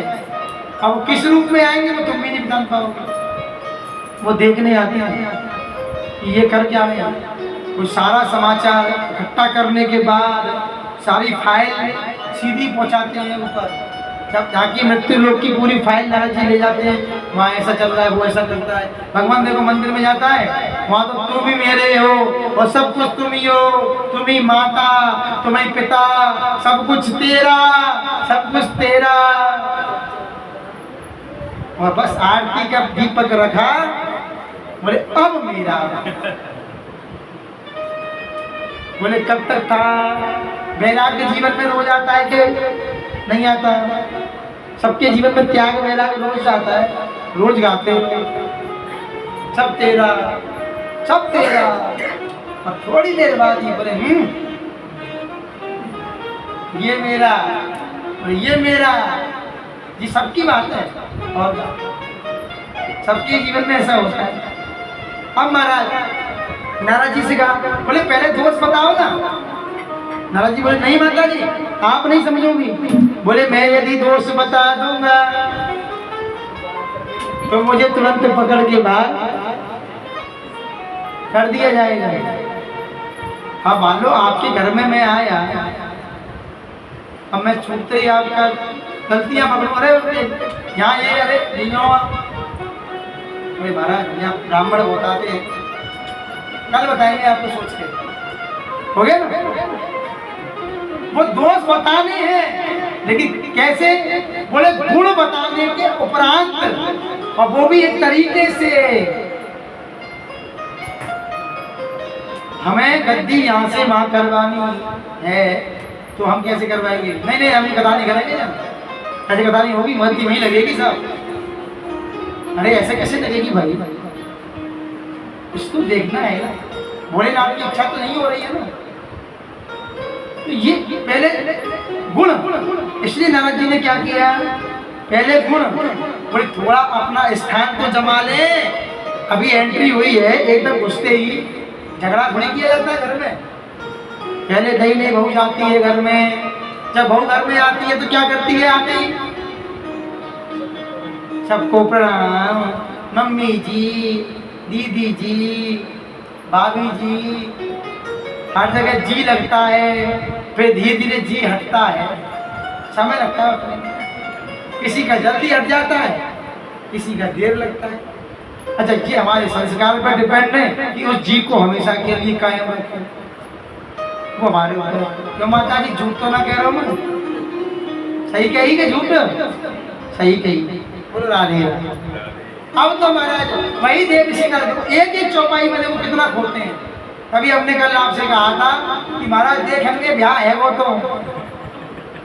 अभी सत्य बता रहे, शिव पुराण का पहला एक पन्ना लिया अभी हमने, बस 2 घंटे से ऊपर हो गया। 1 महीना चाहिए हमारे। अब महाराज एक चौपाई चल रही है, एक चौपाइयों में क्या है ना, सारांश बहुत है। और जब एक चौपाई में सारांश से डूब के, अच्छा आपको अच्छा लग रहा है सारांश के, भरे सीधे, हाँ कोई बात ना, शंकर जी अपने हमारा क्या कर लेंगे एक दिन और सही। आज लगन सगाई कर लेंगे, हाँ पक्की आज कर देंगे, क्या कल कर देंगे। तो महाराज अब क्या हुआ? अब तो यहाँ नारद जी ने बताए और कहने लगे, बड़े सुंदर है, सुशील है, सयानी है। हिमालय सोचने लगे कि हाँ ये तो है, जो दिख रही है सामने। ये बोले गुण तो समझ में नहीं आए। अरे गुण भी तो ऐसे बताओ। अच्छा आप मुझे सामने दिख रही हो, गुण भी वो बताओ जो सामने दिखाई नहीं दे रहा हो। ठीक है, अब क्या बोले? वही नाम उमा अंबिका भवानी। बोले इनके नाम उमा है, अंबिका है, भवानी है। हिमालय बोले ये भी हम जानते हैं। गुण कुछ ऐसा बताओ। अब मान लो आपने कुंडली दिखाई, अरे कुंडली देखना आदमी जानता नहीं, 4-5 चीज कुंडली में ऐसी होती है, हस्तरेखा में भी होती है।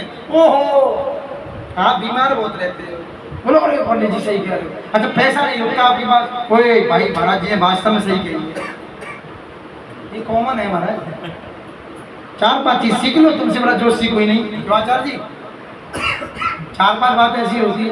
बोले आपको क्रोध बहुत आता है। शिव जी को क्रोध आ गया, तुम कौन चीज हो गई? जी भाई मैं भी ज्योतिष जानता हूँ, इसलिए कुछ आंकड़े जानता हूँ। तो 4-5 आंकड़े ऐसे होते हैं जो आपने सीख लिए, तो आपसे बड़ा कोई हस्तरेखा विशेषज्ञ नहीं, आपसे बड़ा कोई ज्योतिषी नहीं। तो जी लेकिन कुछ बातें ऐसी होती है महाराज कि ऐसी बता दे जो लाला तेरे ब्याह के बाद का उन्होंने तो पहले ही बता दिया है ना, बता दी पहले ही ना बताए। उसको कहते हैं गुण। अब महाराज कहो नाथ गुण दोष सब, लेकिन दोष गुण था कोई बात नहीं। हिमालय में बैठी है ना, पर्वत था तो छोड़ने का, बर्फ का पहाड़ है, बर्फीला है, थोड़ा बहुत तो सरकेगी, राधे राधे। जय हो देवी मैया, सुंदर छवि है बस। जय हो क्षमा। अब महाराज क्या हुआ? अब यह कहा, बोले क्या हो? बोले शैल सुता हरे सुता तुम्हारी। स्पष्ट कहा, बोले शैल सुता, बोले शैल सुलक्षण सुता तुम्हारी। बोले आपकी सुता क्या है? सुलक्षणी है। हिमालय बोले ये भी जानते हैं। देखो मैं भाई बात बता रहा हूँ आपको, चौपाइयों का रहस्य। बोले ये भी समझ रहे हैं। बोले आगे बताओ। बोले सुना हूँ जो अब गुण हुई चाहिए। बोले 2-4 अब गुण सुनाता, क्योंकि नारद जी ने देखा कि 2-3 गुण बताए, सामने वाला इंटरेस्ट नहीं ले रहा है। इसका मतलब ज्योतिष कहीं ना कहीं काम सही ढंग से नहीं कर रही अभी, क्योंकि वो कौतुक करने आए थे। पार्वती जी बोली क्या कर रहे हो गुरु जी, ऐसे ही बनोगे तुम्हें हैं? हाँ जी। बोले क्या करें? बोले वहीं आ जाओ सीधे, बोले दोस्त पे आ जाए। बोले ऐसा ना हो गाली पड़ जाए। बोले आओ तो सही। अब नाराज जी बोले अब मैं 2-4 आपको अब गुण बताता हूँ, और गुण बताए तो तुम्हें समझ में नहीं आए, समझ में आए थे जानते हैं तो।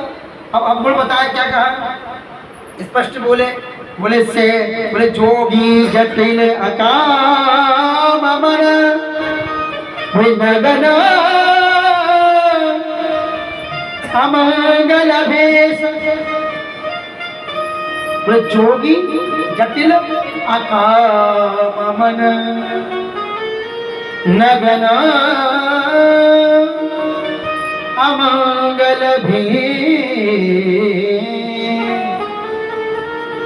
बोले कैसे? बोले इसको जो पति मिलेगा इसके हाथ में रेखा है। बोले अच्छा पति मिलेगा, कैसा मिलेगा जल्दी बताओ। अच्छा पति की बात आती है तो थोड़ा उत्साह बढ़ता है ना। आपकी बेटी सयानी है रही हो, एकदम कोई कहे महाराज जी बताओ कैसा मिलेगा। और जब पंडित जी बताओ चालू करे तो महाराज बिल्कुल सारे ध्यानों से ध्यान एकाग्रचित होकर ही आ जाता है एकदम। मैना जी और हिमालय जी का ध्यान कहाँ गया? जो नारद जी को इग्नोर कर रहे थे वो तुरंत, हाँ नारद जी बोले, पार्वती बोले देखो हमने कहा था ना, अब जजमान इंटरेस्ट ले रहे हो कथा में, हमने कथा शुरू करिए। अब महाराज क्या कहा? बोले जोगी जटिल अकाम मन, बोले नगन अमंगल भेष। बोले बोले और बताओ ना। बोले ऐसा पति मिलेगा जोगी होगा। जोगी अच्छा जटिल अकाम, बोले जिसके मन में काम नहीं होगा। हिमालय बोले ऐसा पति को क्या करेंगे भाई? बेकार बोले ऐसा भी नहीं, और सुनो कैसा मिलेगा, अब सुन लो सच्चाई। बोले नगन, नगन माने क्या होता, वस्त्र धारण ना करना। और जैसे ही सुना मैना बोली हरे राम।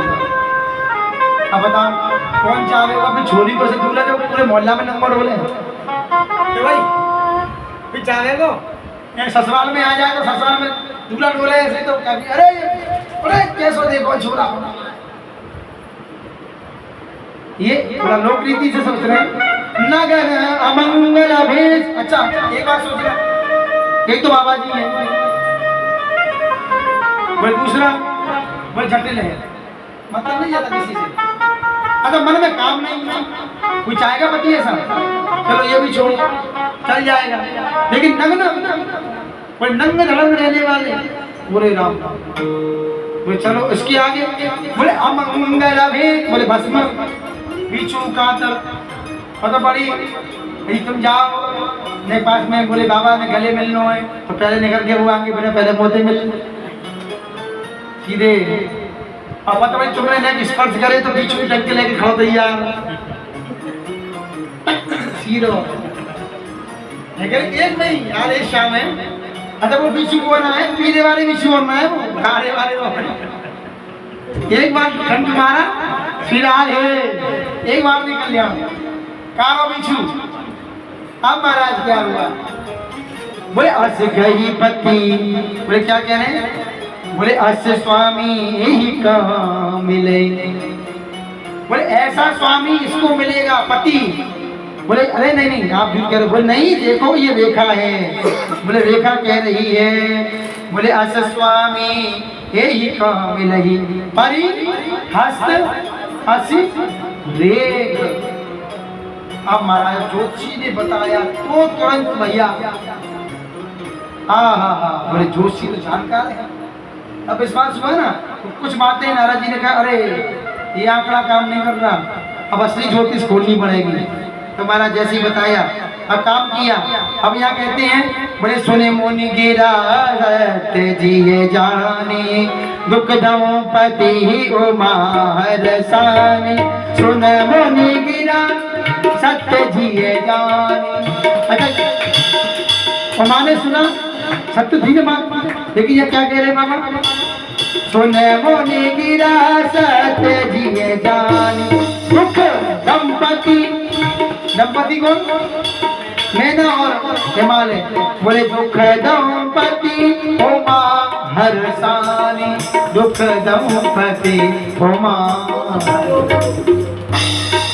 जहाँ छोरी को छोरा मिलना है वो छोरी खुश है, अब मैं अब आप दुखी।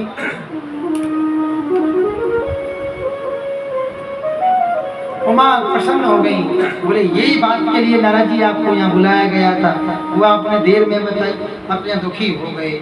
अब बोले होई है नाम विषा देव ऋषि भाका, उमा सुवचन हृदय धरि राखा। बोले देव ऋषि के वचन कभी मिथ्या नहीं होते, ये सत्य है। बोले देव ऋषि ने जो कह दिया वो बिल्कुल सत्य है। बोले कहे मुनि से हिम्मत में सुन, जो भी दिन लिखा लीलार। बोले हिमालय में इतनी बातों कह रहा हूँ कि जो तुम्हारी पुत्री के लीलार यानी भाग्य में लिखा है।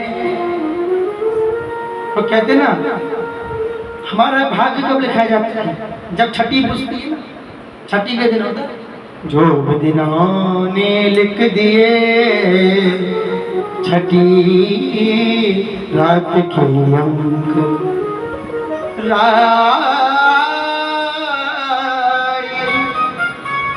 बड़े न तिल घटे रहने जीव निशंक, रहने जीव निशंक। गामा गामा गरी सन। और महाराज क्या कहा, बोले ऐसा मिलेगा लीलार पे लिखा है, इसके लीलार माने माथा। हमारे वृंदावन में ज्यादा था बोले ना। और बोले क्या कहा, बोले देव जनुज नर नाग मुनि को न मेटनहार। नारद जी ने स्पष्ट कह दिया कि अब हमने ऐसी बात कही है जजमान, तुम हम पे भरोसा नहीं कर रहे, ज्योतिषी नकली है। अब सुनो स्पष्ट कह रहा हूँ इसको कोई भी देव ऋषि मुनि गंधर्व मिटा नहीं सकता। अब तो बात भाई विश्वास से कह रहे हैं तो बात हो गई ना। बोले जस बर में बखाने हो तुम ही। वो जैसे बर के मैंने तुम्हें बताना है, जैसे बर के बारे में तुम्हें सुनाया है, ऐसे बर के जे बर के दोष बखाने, ये सब सिर में मैं अनुमान है।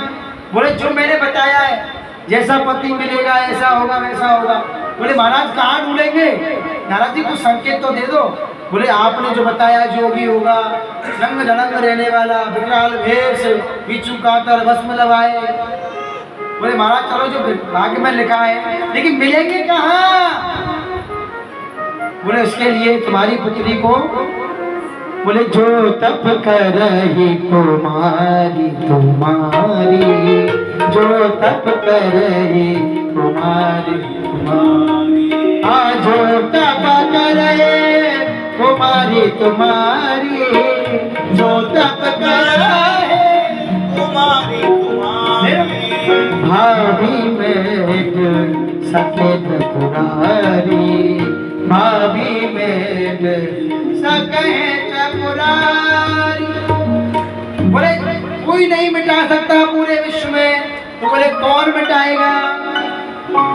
बोले हमने ऐसी ज्योतिष बताई है तुमको कि इसको मिटाने वाले भी वही है जिनके साथ विवाह हुआ है। बोले हारा हारा। बोले किसी और में क्षमता ही नहीं मिटाने की। बोले वाह। बोले मिटाने की क्षमता उसी को दे दी जिससे विवाह होगा। मतलब कहने का है कि उनसे तुम्हें मिलना पड़ेगा, चाहे भाग्य को मिटवाओ तो, चाहे संबंध करो तो। अच्छा एक बात और कह दी, बोले ध्यान रखना, देव धनुज मनु जितने भी हैं, किसी में सामर्थ्य नहीं है जो इससे विवाह कर सके। तो बिना शिव से विवाह किए किसी से विवाह होगा ही नहीं। ये बात और क्या है? अब तो माता पिता समझ गए, सब स्पष्ट कर दिया। अब तो महाराजा स्पष्ट किया है। बोले जो विवाह शंकर सन होई, 200 गुण सम कहे सब सोई। बोले आप जिसको दोष समझ रहे हो ना, वो दोष नहीं है। यदि इसका शिवजी से विवाह हो गया, वो 200 गुण सम कहे सब। बोले इस दोष को भी सभी गुण रूप में मान लेंगे, पूरा विश्व इस दोष को गुण कहेगा। बोले क्योंकि समरथ को नहीं दोष गुसाई, समरथ को नहीं दोष गुसाई। और रवि पावक सुर सर की नाई, रवि पावक सुर सर की नाई। हाँ समरथ को नहीं दोष सामर्थ्यवान को दोष नहीं होता, जिसके पास सामर्थ्य होती है उसको कोई दोष नहीं। अब सामर्थ्यवान कौन कौन के नाम बताए? क्या नाम दिए? रवि, रवि माने सूर्य, अग्नि और जल। इसमें लिखा है ना रवि पावक सुर सर की नाई। बोले ये समर्थ सामर्थ्यवान है, इनमें दोष नहीं देखा जा सकता। तो बोले इसके सिवा सामर्थ्यवान तो वही है जिनसे विवाह होने वाला है। हाँ महाराज। और इधर कह करके देव ऋषि नारद चले गए और स्पष्ट कह दिया कि आपकी पुत्री यदि तपस्या करे। अब तो महाराज हिमालय और मैना विचार करने लगे। पति एकांत पाई कर मैना। पति एकांत, पति को जब एकांत में देखा, इसका मतलब क्या है? राजा थे ना, चारों तरफ ये घूमते थे इधर उधर। जब एकांत में देखा, पति एकांत पाई कर मैना, नाथ न में समुझे मुनि बेना। बोले मुनि ने ऐसा गोल गोल घुमा के कहा ये ऐसा वैसा ये हो जाएगा, समझ में नहीं आया। ऐसा हिमालय समझ गए। मैना किसकी बेटी है? मैंने कल बताया था ना, सती का हिल गया था, मोह हो गया था, पार्वती का नहीं हिला, क्योंकि पर्वत की बेटी बन के आई। क्योंकि ये बेटी है, ये अंश है, लेकिन वो मैना हिमालय का अंश नहीं है ना। मैंने तो पितरों का अंश देवलोक से आई है, पितृलोक से। तो उन्होंने कहा तो हिल सकता है, हिमालय नहीं हिल रहे हैं, वो डिग नहीं रहे, अडिग हो गए। पार्वती अडिग है लेकिन है ना चलायमान हो रही है। तो उन्होंने साफ कह दिया, बोले मैं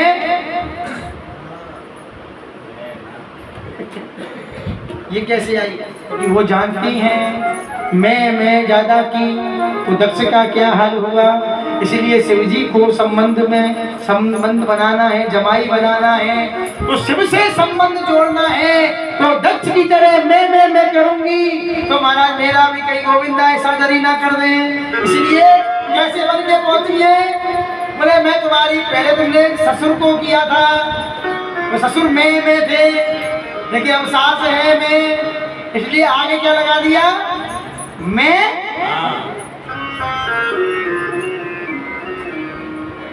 शिव जी सास पर दया करेंगे ना, बोले इनके अंदर मैं नहीं हूं, लेकिन नाम बोले मैं ना, कोई कहेगा मेरा, बोले मैं ही नहीं इसके अंदर। भैया इस ऐसा मान लीजिए कि बोले मैं एक आदिशक्ति जगदम्बा की माँ हूँ, कोई साधारण नहीं है। आप समझोगे मैं साधारण हूँ तो मैं ना तो ये मेरा प्रताप नहीं, मैं ना। दो अर्थ हो जाते ना हर चीज के, एक तो हाँ, एक ना कंता। अब महाराज दो अर्थ हो जाते हैं हर चीज के। अब यहाँ तो महाराज मैना जी ने कहा पति से, संतुष्टि वाली। अब मैना ने पति से कहा कि बोले महाराज मुझे थोड़ा